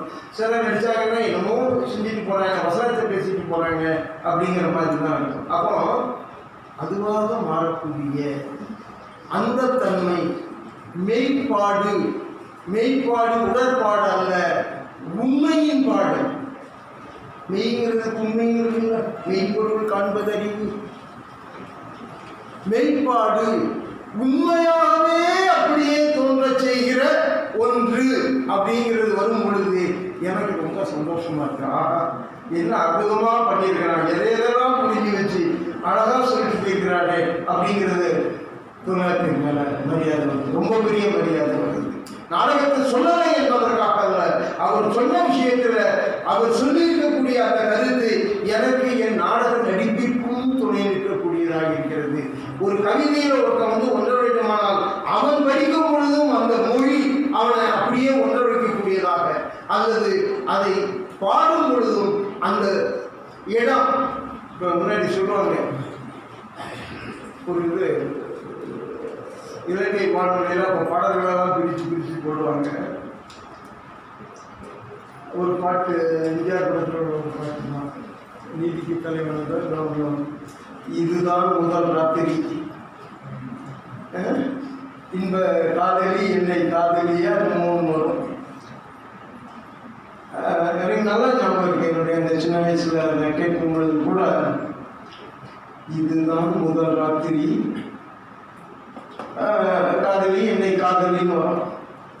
அப்போ அவங்க அந்த ரேடியோவில் சொல்லுவாங்க, முதல் ராத்திரியில் பாடுற பாட்டு மாதிரியே இருந்துருக்கு, என்னங்க இது கலவரி போலமா இருந்து ஆடிட்டு இருக்கிற மாதிரி இருந்துச்சு, இதுதான் முதல் ராத்திரி அப்படின்னு என்னமோ வரும். அப்போ அடுத்த இன்னொரு பாட்டை போடுறாங்க,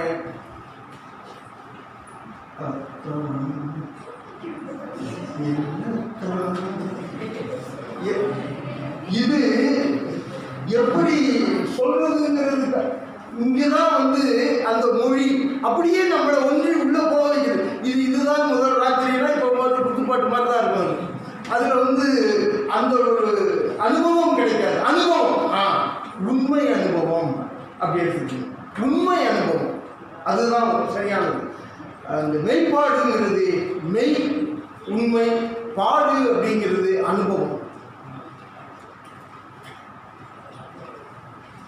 பாடுபடுதல் பல இதுகள் வருது, நிறைய பொருள் இருக்கு. பாடு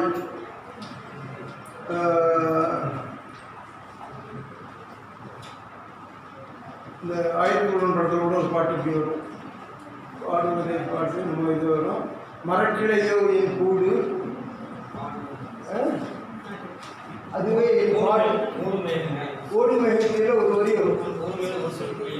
ஆமா, அந்த பாட்டுல அந்த இடம் பாடுவதே என் பாடு, பாட்டு இல்லை, பாடுவதுதான் எனக்கான வேலை, உழைப்பு. உழைப்புங்கிற பொருள் இருக்கு. பாடுவதே என் பாடு, மரக்கிளையோ என் கூடு, பாடுவதே என் பாடு. அப்போ பாடுறதுங்கிறது என்னுடைய வேலை, என்னுடைய உழைப்பு. பாடுபட்டு சேர்த்த பணம். உன் பாட்டை பார்த்துக்கிட்டு கடை, ஏன் அடுத்தவன் பாட்டுக்குள்ள மூக்கம் நினைக்கிறேன் அப்படின்னா உன் வேலையை பார்த்துக்கிட்டு அடுத்தவன் இதுக்குள்ள வீடுகளில் புடவை பேசிக்கிட்டு இருப்பாங்க.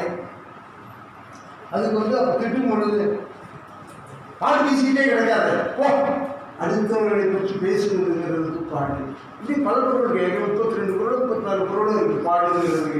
அதில் ஒன்று அனுபவம், மெய்ப்பாடு, உண்மை அனுபவத்தை தரக்கூடிய ஒரு இது இருக்குது இல்லை. இப்போ இந்த அர்த்தம் என்னத்தான் அப்படின்னு சுஷீலா பாடும்போது அப்படியே உண்மையில அவர்களுடைய வீட்டுக்காரர்கள் நினைச்சோ ஏதோ ஒன்று அவங்க பாடினாதான் அந்த இது வர முடியும், அது வர முடியும்.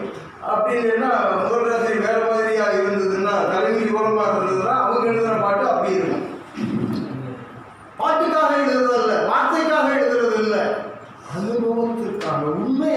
அப்பதான் அந்த பாட்டு இன்னைய வரைக்கும் நிற்கி. இதுதான் முதல் ராத்திரி இன்னைய வரைக்கும் யாரும் கேட்டிருப்பாங்கிறது கூட தெரியல. அந்த நேரத்தில் ஓடி இருக்கும், அவ்வளோதான். ஆனால் இந்த பாட்டு நீங்கள் முரசு டிவியில் அந்த பாடல்கள் பார்க்கலாம் அப்படின்னு போட்டீங்கன்னா எங்கேயாவது ஒரு இடத்துல இந்த பாட்டும் வரும். சில முக்கியமான பாடல்களில் இந்த பாட்டுமே வரும். அப்போ மொழியை உண்மை அனுபவமாக தருவதுதான் மெய்ப்பாடு.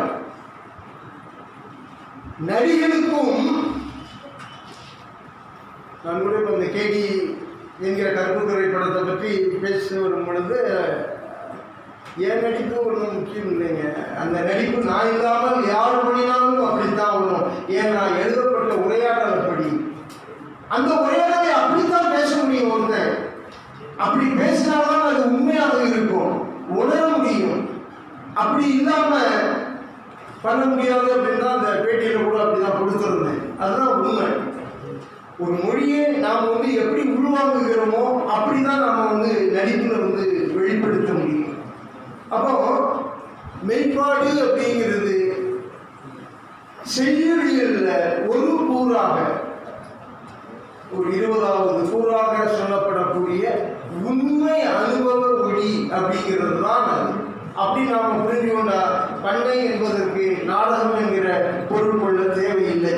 இதுவும் இன்னும் நீங்கள் ஆய்வு செய்யும் பொழுது உங்களுடைய கூடுதல் ஆய்வுக்கு அது துணை செய்யக்கூடியதாக இருக்கும். அதுபோல நேற்று பேசிக்கொண்டிருக்கும் பொழுது கூட ஒரு ராமாயணம் பற்றி கூட எழுதியிருந்தார். ஆமாம், கீமாயணம் அப்படின்னாரு.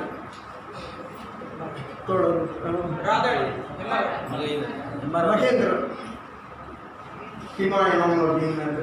இல்லை, நேற்று பேசிக்கிட்டு இருக்கும்போது நம்ம அறையில் அவர் தானே.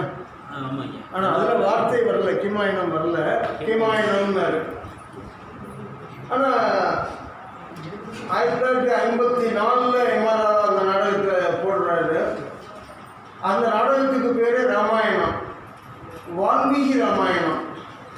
அரசு அனுமதியுமே வால்மீகி ராமாயணம் நடத்துறதாக தான் அனுமதி வாங்குறாரு. ஆனால் அவருக்கு பிடிக்காத மற்றவர்கள் அதை சொல்லும் பொழுது கீமாயணம் கீமாயணம் தான் சொல்றாங்க, எல்லாரும் எழுதுறாங்க.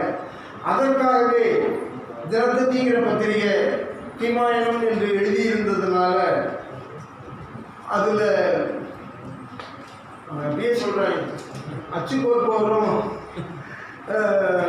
காவல் இதுக்கு இருப்பாங்க செக்யூரிட்டி, அவங்கள தவிர மற்றவங்க எல்லாம் உயர்த்தி கொண்ட சாதிக்காரனாக தான் இருக்கான். அப்போ அந்த பத்திரிகை எப்படி இருக்கும் அப்படின்னு தான் சொல்லி இந்த பத்திரிகை நாம் திரும்ப திரும்ப சொல்லிக்கிட்டு இருக்கிறோம். இது கீமாயணம் அல்ல ராமாயணம் என்று சொல்லுகிறோம். இதை கீமாயணம் என்று அவர்கள் எழுதி கொண்டிருக்கிறார்கள். சி. சுப்பிரமணியம் என்கிற கல்வி அமைச்சரே அதை கீமாயணம் என்று தான் சொல்கிறார். அவர் மீது நான் வழக்கு தொடர இருக்கிறேன். இந்த பத்திரிகையை கொடுக்கலாமா அப்படின்னு கூட்டத்தில் கேட்டு எல்லாரும் கொடுக்கலாம் சொல்லும் பொழுது அங்கே கொடுத்துறாங்க. அதுக்கப்புறம் அடுத்த நாள் தினத்தந்தியில் அதுக்கு மன்னிப்பு கேட்டு எல்லாரும் எழுதுறாங்க. அதனால நாங்களும் எழுதணும். அப்போ சொல்கிறாரு, தினமணியும் சுதேசத்துடன் எழுதுறாங்க. அவன் எழுதத்தான் செய்வான், அவன் மேலே எங்களுக்கு இது இல்லை, அவன் எழுதி அவன் அப்படித்தான் எழுதுவான். நீ என்னடா உன் புத்தியை விட்டுட்டு பிற்படுத்தப்பட்ட சமூகத்தில் பிறந்தேன்னு சொல்லிட்டு இருக்கீங்க, நீ எப்படி கீமாயணம்னு எழுதலாம் அப்படிங்கிறது தான் இவர்களுடைய குரலாக இருந்தது. எம்ஆர் ராதாவினுடைய குரல். அது ரொம்ப ஒரு அருமையான அனுபவம். அந்த இதெல்லாம் வாசித்து போகும் பொழுது இப்படிப்பட்ட ஒரு கலைஞரை எங்கேயுமே பார்க்க முடியாது. நம்ம இதில் நாடகம் நடக்கிற கொட்டாய்க்கு வெளியே பெரிய தட்டி இந்த நாடகம் பார்த்து மனம் கும்பிடும் என்று கருதுகிற எம்மதத்தை சார்ந்தவராயினும் என்னுடைய நாடகத்திற்கு வர வேண்டாம், இப்படி வர வேண்டாம்னு சொல்லி ஒரு பெரியாரே அப்படித்தான் எதையெல்லாம் ஒழிப்பேன்னு சொல்லி தான் அமைப்பே ஆரம்பிக்கிறாரு. வர வேண்டாம், அவர்கள் காசும் எனக்கு வேண்டாம். என்ன இது ரொம்ப ஆச்சரியமா இருக்கு. அந்த இடம் தட்டி எழுதி வச்சு போயிட்டு இருக்கிற அங்க நீ ஏன்னா கலாட்டா பண்ற, என் நாடகம் உனக்கு மனசு கும்பிடுதுன்னா போயிடு, வெளியில இருந்து எது வேணாலும் விமர்சனம் பண்ணு. அங்க நாடகத்தை போடக்கூடாதுன்னு சொல்றதுக்கு உனக்கு என்ன உரிமை இருக்குங்கும் போது கல்வி அமைச்சர் சுப்பிரமணியன் சொல்றாரு. சண்முகம்னு அப்போ உள்ள ஒரு எம்எல்ஏ உறுப்பினர் கேள்வி கேட்கும் பொழுது, நீங்கள் உங்கள் வீட்டில் நாடகம் போட்டுக்கிறீங்க, யார் கேட்க போகிறா? அது உங்கள் ஆட்கள் பார்ப்பாங்க, அது எங்களுக்கு பிரச்சனை இல்லை, பொதுவில் போட்டால் தான் பிரச்சனை அப்படிங்கிறாரு. அதுக்கு என் மாட்டாரா பதில் சொல்கிறாரு, இது எப்படியா போகுது? நான் எப்போ வாடகை கட்டி அந்த அறையில் நாடகம் போடுறேன், அது என் வீடு தானே. நான் வீட்டில் படுத்து தூங்கினாங்க, கக்கூஸ் போனாங்க, நாடகம் போட்டாங்க. அதை பற்றி உனக்கு என்ன கவலை? ஏன் இனத்துக்காக இந்த நாடகம் போடுகிறேன்னு சொல்றேன். அதுல ஆர்வம் உள்ளவங்க அவங்க நான் கட்டண வசூலிச்சு தான் போடுறேன். இதுல யாருடைய கையை பிடிக்கிறதுக்கு என் நாடகம் பார்த்தவாங்கன்னு நான் வந்து கூப்பிட்டு போறேன். இப்படி இன்றைக்கு வியாபார ரீதியில இப்படிலாம் பேச முடியாது. உடனே பண்ணிட்டு போயிட்டு இது பண்ணிடுவாங்க. இவ்வளவு தெளிவாக அவர் இந்த திராவிட கழகக்காரரும் இல்லை, அவ்வளவு தெளிவாக இவர்களுக்காக தான் நான் நாடகம் போடுகிறேன். பெரியார் சொல்வது போல ஈவே ராமசாமி என்கிற நாம், அவர் சொல்றாருல, ஈவே ராமசாமி என்கிற நாம் திராவிட சமுதாயத்தை திருத்தி உலகத்தில் உள்ள பிற சமுதாய மக்களை போல் மானமும் அறிவும் உள்ள சமுதாயமாக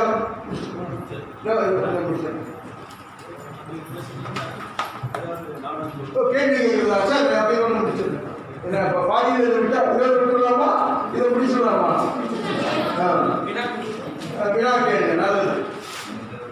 ஈவே ராமசாமி என்கிற நாம் திராவிட சமுதாயத்தை திருத்தி உலகில் உள்ள பிற சமுதாயத்தை போல் அதை மேன்மையடைய செய்வதை என் பணியாக கருதி அந்த பணியிலே நான் ஈடுபட்டு வருகிறேன். இதை நீயே செய்யற அப்படின்னு கேட்டீங்கன்னா, வேறு ஒருவரும் இங்கு செய்யாத காரணத்தால் நான் என் தலைமையில் போட்டுக்கொண்டு அதே பணியாக இருந்து வருகிறேன். இதை தவிர எனக்கு வேறு ஒரு பற்றும் இல்லையாகலாம். எனக்கு வேற வேலை இல்லைன்னு நம்ம சொல்லுவோம். இதை தவிர எனக்கு வேற பற்று கிடையாதுயா. இந்த சமூகத்திற்கு சூத்திர பட்டத்தை ஒழிப்பது மட்டுமே எனக்கான தொண்டு, என்னுடைய பணியாக நான் ஏற்படுத்தி கொண்டிருக்கையில் இதை தவிர வேறு ஒரு பற்றும் இல்லையாகலாம். எப்படி பண்ணிடுவேன்?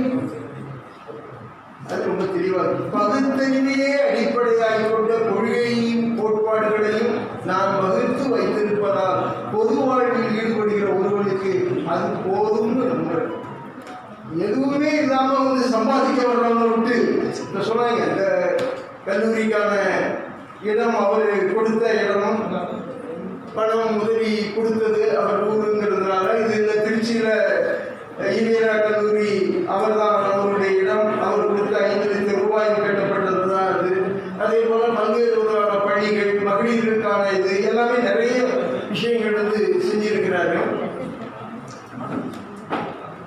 சொல்லுவாங்க. சரி, அப்போ புரிஞ்சிருக்கும்னு நினைக்கிறேன். அதே போல எம்ஆர் ராதாவும் எதை பற்றியும் கவலைப்படாமல் உண்மை மட்டுமே அப்படிங்கிறதுல மிக தெளிவாக வெளிப்படுத்தி அதன் மூலமாக நாடகத்தை நிகழ்த்தியவர். இன்னும் சில கேள்விகளுக்கு பதில் உங்க கட்டுரைகள் சொல்லணும்னு நினைச்சேன். பரவாயில்ல, நாம் இதோட முடிச்சுக்கிடுவோம். கேள்விகள் வந்ததுனால அந்த கேள்விகளுக்கு பதில் சொல்ல முடியுதான்னு பார்க்குறேன். நீங்களும் சோதிச்சு பாருங்க. ஏன்னா 2 பேரும் சேர்ந்து நாம் யோசிப்போம் அந்த கேள்விகளுக்கான விடைகளை. நன்றி. வாய்ப்புக்கு நன்றி கூறி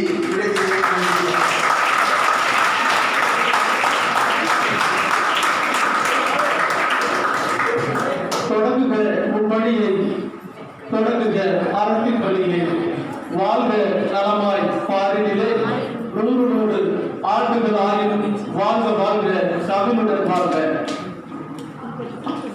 என்று பன்னாட்டு கருத்தரங்கத்தின் வழி உங்களை வாழ்த்துகிறோம் ஐயா. சிறப்புரை நல்கிய நமது சிறப்பு விருந்தினர் ஐயா அவர்களுக்கு நன்றிகள். ஒரு வெளிப்பாடு அப்படி இருக்குது. நாம் அதில் இதே வேறு இன்னொருத்தருக்கோம். கீழ்வெண்மணி தெரிஞ்சது இல்லை, கீழ்வெண்மணியில் 44 பேர் வந்து வீட்டுக்குள்ளே பூட்டி வச்சு எரிச்சு கொண்டாங்க. கூலி கொஞ்சம் கூட வேணும்னு கேட்டதுங்கிறதுக்காக. இப்போ இங்கே பல பேர் கவிதை எழுதினாங்க. அவர் கொஞ்சம் இன்ட்ராப் ஒரு கவிதை எழுதினாங்க. மனுஷங்கடா நாங்கள் மனுஷன், அது வந்து வெளிப்படையாக பேசக்கூடிய ஒன்றா இருக்கும். மனுஷங்கடா நாங்கள் மனுஷங்கடா, இது ஒரு போஸ்டர் போட்டவும் இதுக்கு இது பண்ணவும் தர்மேடியை வாங்கி கொள்றதுக்குமா நாங்கள் இருந்தோம். நாங்கள் மனுஷன் கேட்டா எங்கள் உயிர் வந்து போகும் பொழுது ரொம்ப ஒரு வார்த்தையை கொடுப்பாரு, எங்கடா போனீங்க வைத்தப்படுங்க அப்படிங்கிற மாதிரி இருக்கும் அந்த கவிதை. இது ஒரு கோபம், ஒரு வேகம். இதை ஞானபுத்தர் ஒரு கவிதை எழுதினாரு. அங்க கீழ்விண்மணி மனித உலகத்தில் உள்ள அனைத்திற்கும் அஸ்திகார், எலும்புகள் இவைகள் என்றார், கண்கள் இவைகள் என்றார், கால்கள் இவைகள் என்றார், கைகள் இவைகள் என்றார், இறந்தவைகள் அனைத்திற்கும் அஸ்தி கண்டார். நாகரிகம் இது அதே விஷயம். அவர் வந்து எழுச்சியா ஒரு உணர்வை கொடுக்கணுங்கிறதுனால அவர் பாடினாரு மக்கள் கவிஞருங்கிறதுல. இவர் ஞானபுத்தன் அப்படிங்கிற ஒரு கவிஞருக்கும் அது வந்து ஒரு உணர்வை கொடுத்தது. அவருடைய துணி அப்படிங்கிறது நாகரிகம் ஒன்று, நீங்க எல்லாத்தையும் அஸ்திக்கு எல்லாம் எழுதணும் அப்படிங்கிற ஒரு தன்மையில வரக்கூடிய ஒரு கவிதை. அதுதான் அதனுடைய உணர்வு, அதுதான் அதற்கான சந்தம், அதான் அதற்கான துணி. இந்த துணி வேற, அந்த துணி வேற. அதனால இப்படித்தான் எழுதணுங்கிறது இல்லை. உங்களுடைய தன்னுணர்வாக எந்த மாதிரியான உணர்வு வெளிப்படுகிறதோ அதை அதற்கு சரியான ஒரு மொழியில இறுக்கமாக நீங்கள் வெளிப்படுத்தினீர்கள்னா அதுதான் கவிதையாக இருக்கும். புரிஞ்சுப்பீங்கன்னு நினைக்கிறேன். நன்றி. நன்றி. என் பேர் கண்ணன் சார். நவீன நாடகங்களுடைய அந்த கட்டமைப்பு, அதனுடைய வளர்ச்சி திறன் அப்படிங்கிறது பார்த்தீங்கன்னா இப்படி இப்போதைய காலகட்டங்களில் அது எத்தகைய மாற்றங்களை சமூகம் சார்ந்து ஏற்படுத்துகிறது? அதாவது நவீன நாடகம் அப்படிங்கிறது வந்து நேற்றை மறுப்பதற்கான ஒன்றாக பயன்படுத்தப்பட்ட ஒரு சொல் தான் அது. இது நவீனம் இன்னும் வேற வேற நவீனங்களாகி இது பின்னாடி போயிடும். பாரதியுடைய கவிதை வந்து அவரே சொல்றது போல சொல் புரியுது, சொல் புரியுது, சோதி மிக்க நவகவிதையை தான் சொல்றாரு. ஆனால் பின்னாடி வந்து புது கவிதை பொழுது அதை விட மாடனா அர்த்தம் ஒன்று வருதுன்னு காலம் அப்படின்னு தான் வந்து போய்கிட்டு இருக்கோம். முன்னாடி உள்ள நாடகத்துல நாடகம் அப்படிங்கிற அதனுடைய குணம் பேணப்படவில்லை அப்படிங்கிற கருத்தினுடைய அடிப்படையாக. ஏன்னா முன்னாடி வசனம் பேசினா போதும், கூத்து வேற மாதிரி இருந்தது. ஆடல் பாடல் எல்லாரோட கலந்த ஒரு நடிப்புங்கிறது கூத்துல இருந்தது. ஆனா நாடகம் அப்படின்ட்டு வரும் பொழுது பழைய நாடகக்காரர்கள் யாத்திரை கிடையாதான் அந்த வசனங்களை கொடுக்க அப்படியே மனப்பாடமா சொல்லுவாங்க. ஆனா எங்களுக்கு உள்ள பயிற்சி மற்றதுங்கிறதெல்லாம் வசனங்கள் மனப்பாடமாக உள்ளதுங்கிறதா இல்ல. இந்த வசனத்தை எப்படி பேச முடியும் அப்படிங்கிறது இருக்குல்ல, அந்த நகர்வினுடைய அடிப்படையில தான் அந்த வசனம் வரும். இப்ப நான் வந்து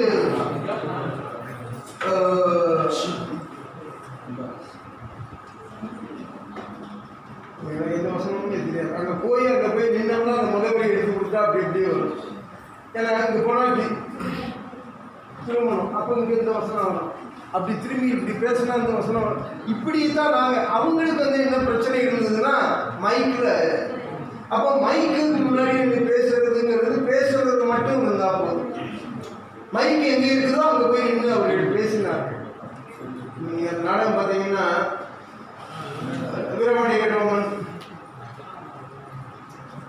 நீர்தான் கட்டபொம்மன் என்பவரோ ஆக்ஷன் சொல்றாரு. வீரபாண்டி கட்டபொம்மன் அங்கே இருக்கிறார். அவருக்கு அங்கே ஒரு மைக் இருந்ததுன்னா அவர் அந்த மைக்கில் போய் நீர்தான் ஆக்ஷன் துறை என்பவரோ அப்படின்னா இவர் ஏன் வெகு தூரம் வந்து விட்டி அப்படிங்குவார். இங்கே இருந்துக்கிட்டு அவர் அங்கே இருந்துக்கிட்டு நட்பு நாடி அழைத்ததாக அறிகிறேன், அதையே விரும்பி நானும் இங்கு வந்தேன் அப்படிங்குவார். இப்போ நமக்கு வந்து அந்த மாதிரி கட்டபொம்மன் அங்கே என்னன்னா அதான் கட்டபொம்மன் இடம். இங்க ஜாக்சன் துறை என்னன்னா இதுதான் அவருடைய இடம்.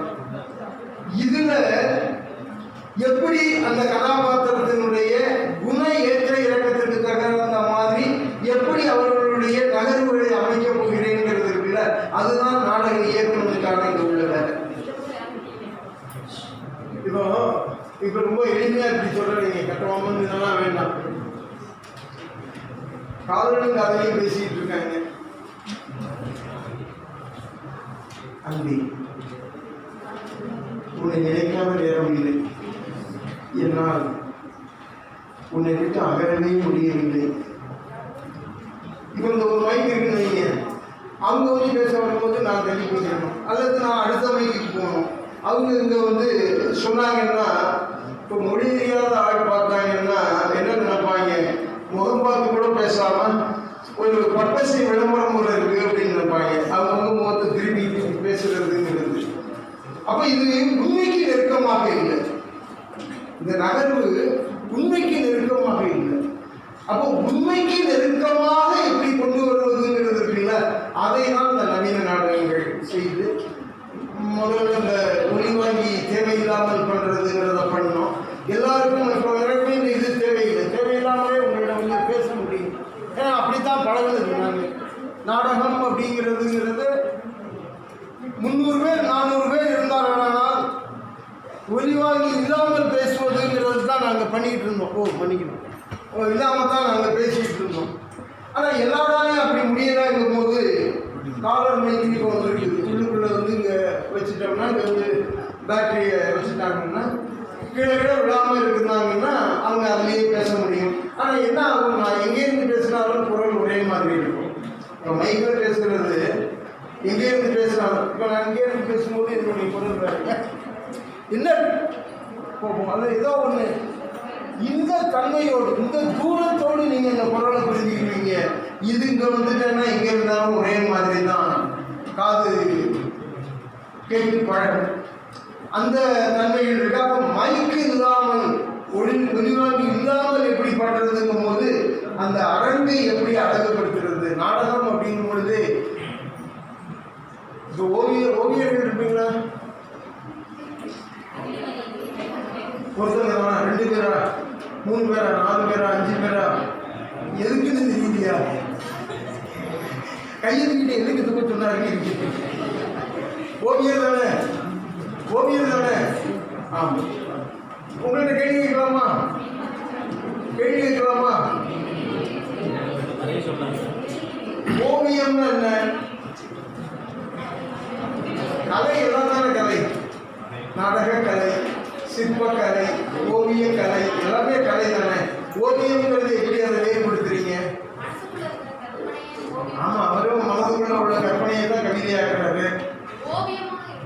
இல்ல ஓவியமாக எழுதுறேன். ஓவியம்னா அழகு, ஓவியமா எழுதுறதுன்னா இப்படி அழகா எழுதுறதா? சொல்லுங்க, யாரும் என்ன சொல்றீங்களே? எப்படி எழுதுன்னு சொல்லுங்க.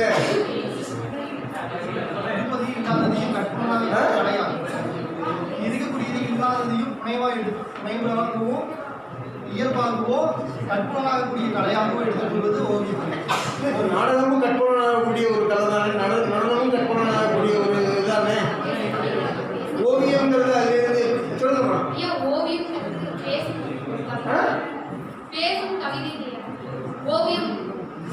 அது சரிம்மா, பேசும் கவிதைங்கிறது சொல்றீங்க. ஓவியம்னா எப்படின்னு விளக்குறது? பேசும் கவிதைனா எல்லாருக்கும் புரிஞ்சுமா? ஓவியமா தான் இருந்தது. ஓவியம்னா என்னது? வரையணும்னா என்னது?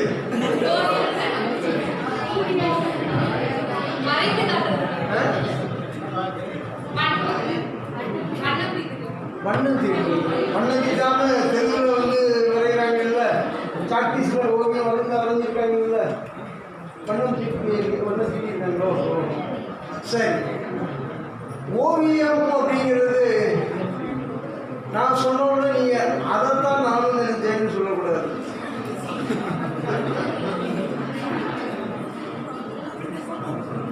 புள்ளிகளின் சேர்க்கை தான் கோடு, கோடுகளின் சேர்க்கை தான் ஓவியம்.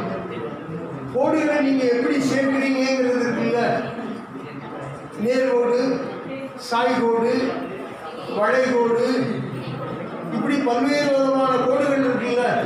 கோடுகளை அதனுடைய அந்த பெர்முடேஷன் காம்பினேஷனில் எங்கே வைக்கிறீங்களோ அது ஓவியம் ஆகுது. இப்போ நான் இப்படி போடுறேன், இது ஒரு கோடு, இது ஒரு கோடு, இப்போ இது மேலே ஒரு கோடு, என்னதான் இது? சொல்லுங்க. மரம் பாருங்க, இப்போ ஒன்றுமே நான் சொல்லலையே, மரமே சொல்ல 2 கோடு போட்டேன், மேலே ஒரு வளைய கோடு போட்டேன், பார்த்தா நீங்கள் மரம்ங்கிறீங்க. கோடுகளின் சேர்க்கை தான் ஓவியம். கோடுகள் நீங்கள் என்ன கற்பனை பண்ணீங்களோ அதை கோடுகளாக கொண்டு வந்து கொடுத்தீங்கன்னா அதுதான் ஓவியம். நாடகம் அப்படிங்கிறதும் ஏறக்குறைய ஓவியம். ஆனால் இது முப்பரிமாணம் உள்ள ஒரு சிற்பம்னு எடுத்துக்கொண்டோமானால் ஓவியங்களை எப்படி கம்போஸ் பண்ணுகிறீர்களோ, எப்படிங்க 2 கோடு இப்படி போனால் ஒரு மரம் அப்படிங்கிறத காட்டுதோ, அல்லது நான் இப்படி கீழே போட்டோம்னா என்ன ஆகுது?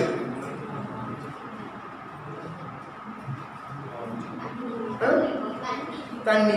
இப்போ இதே நான் இப்படி மேலே போட்டோம்னா பொசிஷன், எங்கே எதை வைக்கிறோங்கிறதுல அதனுடைய அர்த்தம் மாறிடுது. புரியுதா? இதே போல நாடகாசிரியர் என்ன சொல்லியிருக்கிறானோ அந்த கருத்தை இந்த வெட்ட வெளிக்குள்ள, ஒரு வெள்ளை பேப்பருக்குள்ள இருக்கிறது போல இந்த ஒரு வெட்ட வெளிக்குள்ள எப்படி இவன் கம்போஸ் பண்ணுகிறான்ங்கிறது இருக்குல்ல. ஒரு மரம்ங்கிறதுக்கு 2 கோடு போட்டு மேலே போட்டது போல, ஒரு குளம்ங்கிறதுக்கு கீழே போட்டா குளம், மேலே போட்டா இதுங்கிறது போல எப்படி இந்த நடிகர்களை வைத்துக்கொண்டு அவன் ஓவியமாக்குகிறான்ங்கிறதுங்கிறது தான் நாங்கள் பண்ணுற நாடகம். இது நீங்கள் பழைய நாடகங்களில் பார்த்தீங்கன்னா மைக் எங்கே இருக்கோ அங்கே நின்று பேசுவாங்க. இப்போ மைக் அல்ல, மிக ஒரு உயிரோட்டம் உள்ள ஒரு வாழ்க்கை. அந்த வாழ்க்கைக்கு ஒரு ஓவியம் எப்படி வரைவானோ அதுபோல நடிகர்கள் என்கிற கோடுகளை அங்குக்கு நிறுத்தி அந்த காட்சியினுடைய கருத்தை புலப்படுத்துறதுங்கிறதுக்காகத்தான் நான் ரொம்ப நன்றிம்மா. ஐயா, நீங்க திரைப்படங்கள்ல நடிச்சு நாங்க எல்லாரும் பார்த்துருக்கோம் ஐயா. எங்களுக்காக ஒரு முறை நேர்ல நடிச்சிருக்கோம். திரைப்படத்தில் பார்த்தீங்கல்ல, நாம பேசுறதுக்கு நடிக்கிறது மாதிரி தான் இருக்கோம். அதான் நீங்க ஒரு 5 நிமிஷம் மட்டும் 5 நிமிஷம் எனக்கு நான் இப்போ என்ன சொன்னேன், எனக்கு அந்த வசனம் அந்த மூமெண்ட் வந்தால்தான் எனக்கு ஒருமை ஒழிய பழையவரிடத்தில் மனப்பாடம் பண்ணி பண்ணதுங்கிறது கிடையாது. ஐயா, உங்களுக்கு மிகவும் பிடித்தமான ஏதாவது ஒரு நடிப்பு உங்க மனசுக்குள்ள ரொம்ப ஆழமா பதிவு இல்லை, எந்த நாடகமோ அல்லது எந்த திரைப்படமோ எதை பண்ணுகிறோமோ அதுக்கு என்ன கேட்கப்படுகிறதோ அதை என் மூலமாக எப்படி கொடுக்கறதுங்கிறது தானே, அதானே நடிப்பு. இதை மனப்பாடம் பண்ணி வச்சுக்கிட்டு அந்த காலத்தில் சிவாஜி இதை வசனம் பண்ணி பேசுவாங்க, இந்த மாதிரி அப்படி நாம் பழகலை, எதுவுமே பழகலை. இப்போ தான் பெரியார் புத்தகம் கொடுக்கும்போது அதைத்தான் புரட்டி பார்த்துக்கிட்டு இருந்தேன். அந்த வசனம்லாம் ஞாபகம் இருக்கான்னு அதுவே இல்லை. நான் எழுதி நான் போட்ட அந்த நான் நடித்த நான் இயக்கிய அந்த பெரியார் நாடகத்திலே எனக்கு அந்த வசனங்கள் பாடலாம். நான் பாட நீங்களும் இருக்கணும், இதோட முடியலாம் போயிருக்கணும். அந்த பாடலை நான் பாடலமா, மாணிக்க விநாயகர் பாடுனதுக்கு பாய செஞ்சேன், அவ்வளோதான். நான் பாடலை, சத்தியமா பாடலை. மாணிக்க விநாயகன் பாடுனதுக்கு வாயை மட்டும் தான் செஞ்சேன். எங்கள் அம்மா கூட உன் குரல் மாதிரியே இருக்கு, நீ தான் பாடினேன், நான் இல்லவே இல்லை. அவருக்கு வாய் தான் அசைச்சேன். வாயை அசைச்சதை இப்போ பொருத்தமாக அவங்களுக்கு தெரியல. நன்றிமா. சினிமா வேண்டாம், அது ஒரு இது நம்மளுடைய இதில் நாம அறிவுபூர்வமான மானமும் அறிவும் மனிதருக்கு அழகு அறிவாக்கம். ஐயா வணக்கம். நீங்கள் வந்து ஜோக்கர் படத்தில் வந்து கடைசியாக ஒரு வசனம் பேசியிருக்கீங்க, அந்த வசனம் தெரியாது, எனக்கு சத்தியமாக தெரியாது. சொன்னால் நம்புங்க.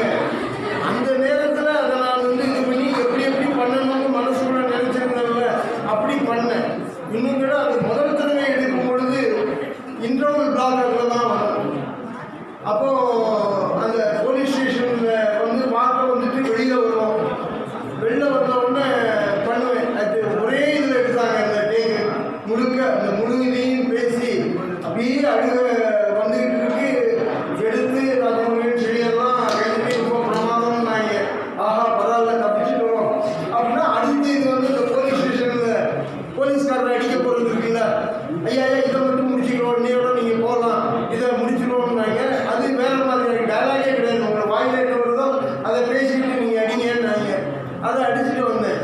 பின்னாடி என்ன ஆகிப்போச்சு, படம் வந்து இன்னொரு பிளாக்ல இது வர வேண்டாம், கடைசியில் கொண்டு போய் வைங்க, அப்போதான் நல்லா இருக்கும், மனசை ரொம்ப இது பண்ணுற மாதிரி இருக்குன்னு தயாரிப்பாளர்கள் மற்றவங்கெல்லாம் முடிவு பண்ணும் பொழுது பிற்பாடு எடுக்கணும்னு வர்றாங்க. ஆனால் சட்டம் வேறு. நான் அந்த பிணவரையில் இருந்து வெளியில் வர்றதுக்கு இல்லையா, அப்போ எடுத்த சட்டம் வேறு.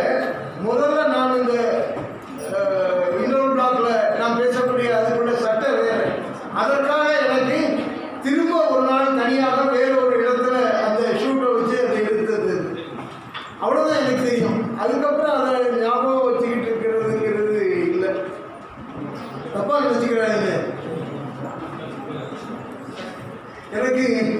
தொல்காப்பியமோ அல்லது இலக்கியங்கள் படித்தது அந்த படிக்கிற வயசுல ஞாபகம் இருந்தது மாதிரி இந்த வசனங்களின் ஞாபகம் இல்லை.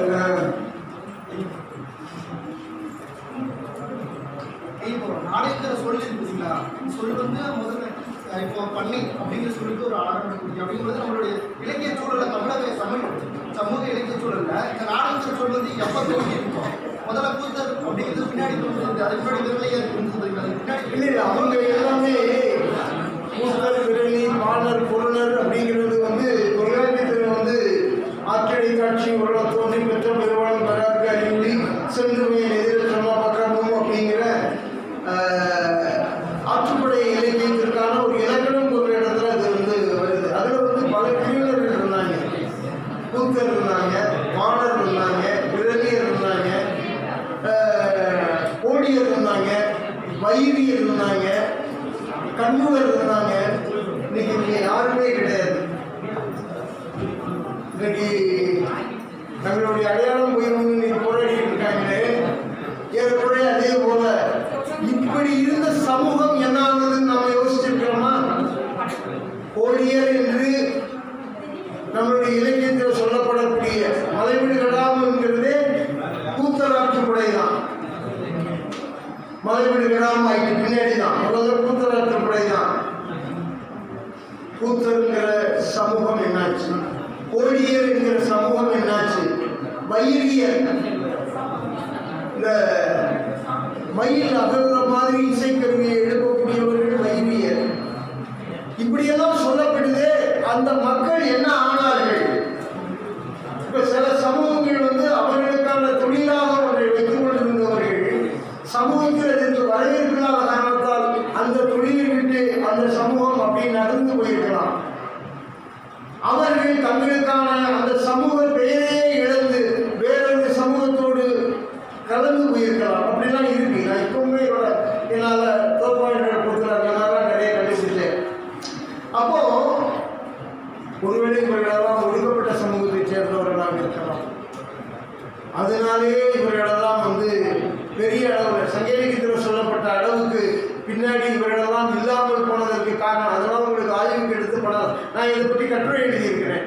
அந்த கட்டுரையில் இந்த கேள்வியே முன்னிச்சு எழுதியிருக்கிறேன்.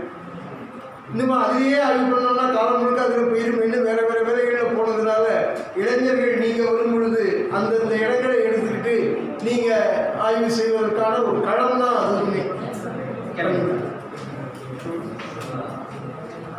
உங்கள் கேள்வியா சார் கேள்வியா? ஐயா, இறுதியாக ஒரு கேள்வி. உங்களுடைய பார்வையில நாடகம் என்பது கச்சேரியும் இல்லை, மெய்ப்பாட்டியலின் வெளிப்பாடு. இப்படி இருக்கும்போது நாடகத்தின் அடிப்படையில் திரைத்துறை வந்து வளர்ந்து வரும் நிலையில் முன்மாதிரி நாடகம் அரங்கேற்றப்பட வேண்டும் என்றால் எந்த விதத்தில் அரங்கேற்றப்பட வேண்டும்? அதனுடைய பங்களிப்பு தற்பொழுதைய பங்களிப்பு என்னவாக? திரைப்படத்துக்கு நாடகத்துக்கு சம்மந்தமே இல்லை. நான் எல்லா இடங்களையுமே சொல்லியிருக்கேன். திரைப்படம் வேறு, நாடகம் வேறு. நாடகம் அப்படிங்கிறது நாங்கள் நடிக்கும் பொழுது எனக்கு கடைசியில் உட்காந்துருக்கிற அவங்களுக்கு கேட்கணும், அதுக்கு தகுந்த மாதிரி நான் வந்து பேசணும். ஆனால் ஒரு திரைப்படத்தில் என் பக்கத்தில் யார் இருக்கிறாங்களோ, இன்னைக்கு சாயந்தரம் நம்ம வந்து எதுக்கு போய் பார்க்கலாமா அப்படின்னு நான் இப்படி பேசினா போதும். ஆனால் இதை நான் பேசுகிறது யாருக்காவது கேட்டுச்சா?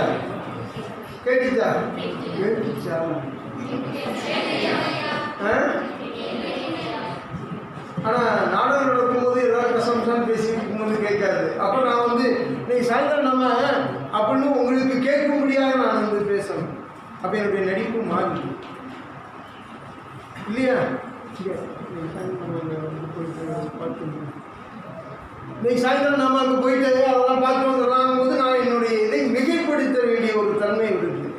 என்னுடைய நடிப்பு அங்கே மிகைப்படுத்துதல்ங்கிறது இல்லை. திரை நடிப்பு அது வேறு, இது வேறு. அது கருவி. திரை நடிப்புல வந்து இயக்குனர் முடிவு பண்ணக்கூடியது. நீங்க எப்படி கையை தூக்குனீங்கன்னா, சார் கையை கீழே போடுங்க சார், ஃப்ரேம்குள்ள இங்கேயும் இங்கேயும் கட் ஆகுது, நல்லா இருக்காது பார்க்க, இப்படி கையை தூக்குங்கம்மா கேமராமேன். நாடகத்தில் அப்படி இல்லை. நடிகர் நடிச்சுட்டு இருக்கும்போது இயக்குனரோ மற்றவங்களோ மாற்றி வேற மாதிரி நடிக்க ஆரம்பிச்சாங்கன்னா தலையில் கை வச்சுட்டு தான் உட்காந்துக்கிட்டு இருக்கணும். போய் ஐயோ இப்படி நடிக்கக்கூடாதுன்னு சொல்ல முடியாது. இங்கே நீங்கள் நடித்ததே வராது படத்தில். டேரக்டர் பிடிக்கலன்னா தூக்கி போட்டு வேணாம் அந்த சீனே வேணாம் அப்படின்ட்டு எல்லோரும் பார்க்கலாம். படம் பார்க்குறதுக்காக வீட்டில் எல்லாரையும் கூப்பிட்டு போயிருப்பாங்க. அந்த சீனில் நான் வந்து இது பண்ணியிருக்கேன் அப்படின்ட்டு சொந்தக்காரங்க இந்தக்காரங்க நண்பர்கள் எல்லாரையும் கூப்பிட்டு வந்து உட்காந்துருப்பாங்க. படத்தில் பார்த்தா அந்த சீனே வராது. என்ன இது காணவே காணும், முகங்களுக்கு பேசவே முடியாது, எடுத்துட்டாங்க ஒன்றும் முடங்கிக்கிட்டே வர வேண்டியது. இப்போ வந்து கேடிங்கிற படத்தில் ஒருத்தர் தாட்டியமாக ஒருத்தர் வந்திருந்தாங்க. நான் காலையில் ஒரு இதில் ஐநாக்ஸில் பார்த்துட்டு இன்னொன்று வெற்றிங்கிற ஒரு தேட்டர் மதுரையில் அங்கே பார்க்குறதுக்காக மாலை காட்சிக்காக அங்கே போனேன். வந்து அறிமுகப்படுத்துகிறாங்க, படத்தில் நடிச்சிருக்கிறாரு. காலையில் பார்த்தோன்னே ஒரு இல்லையே என்ன சீனில் வர்றீங்கன்னு. நான் தானே அந்த பஞ்சாயத்து லாயராக இருந்து வக்கீலாக வர்றேன். பார்த்த மாதிரி ஒரு நான் வேறு ஏதோ பேசிக்கிட்டு இருக்கணும் போல இருக்கு. ஏன்னா அவர்கிட்ட வந்து நீங்கள் இல்லைன்னு சொன்னால் மனசு நின்றுடக்கூடாது அப்படின்னு இப்படி சொல்லிட்டு உள்ளே போய் உட்காந்து பார்த்துக்கிட்டு இருக்கேன். இன்ட்ரோவுக்கு அப்புறமே அவருக்கு மனசு சங்கடமாகிடுச்சு. நம்மளை முகமே கொடுத்து பார்க்கல. எல்லோரும் வந்து படம் எடுக்கணும்னு வர்றாங்க. அவர் அப்படியே தலையை முடிஞ்சிட்டு போகும்போது எனக்கே கஷ்டமாக இருந்தது. அவர் 3 பேர் கூப்பிட்டு வந்துருக்கிறாரு. அவர் நடிப்பை காமிக்கணுங்கிறது. சினிமாவில் இதெல்லாம் சாத்தியம், நாடகத்தில் சாத்தியம் கிடையாது. நாடகத்தில் டைரக்டரே ஒன்றும் செய்ய முடியாது. நடிகன் தான் அவன் அந்த நேரத்தில் அவனுக்கு என்ன வருதோ அவன் பேசுகிறதுங்கிறது இங்கே முடியும், அங்கே முடியாது. இது வேறு அது வேறு. ரெண்டும் அதனுடைய இதை புரிஞ்சுக்கிட்டு பண்ணால் சரியாக இருக்கும். அப்படி புரியாமல் பண்ணீங்கன்னா அப்படியே நாடகம் பார்த்த மாதிரி இருக்கும் நீங்கள் நடிப்பேன். இங்கே வந்து என்ன இது ஒன்றுமே இல்லை, அசைவே இல்லைன்னு நீங்கள் நாடகத்தில் பார்க்கணும். இந்த இது வந்து அதனால் இது வேறு அது வேறு. நாடகம் வேறு, திரைப்படம் வேறு. திரைப்படத்தில் அந்த ஒளிப்பதிவு கருவி தான் அங்கே வந்து தீர்மானிக்கக்கூடிய ஒன்று, அதுக்கு பின்னாடி இருக்கக்கூடிய இயக்குனர். இங்கே அப்படி இல்லை, நடிகை. இது நடிகையுடைய ஊடகம், அது வந்து கேமராங்கிற இயக்குனரின் ஊடகம். திரைப்படம் ரெண்டும் வேறு இடம். அதை புரிஞ்சுக்கிட்டா தான் அங்கே நிற்க முடியும், ஏன்னா முடியாது.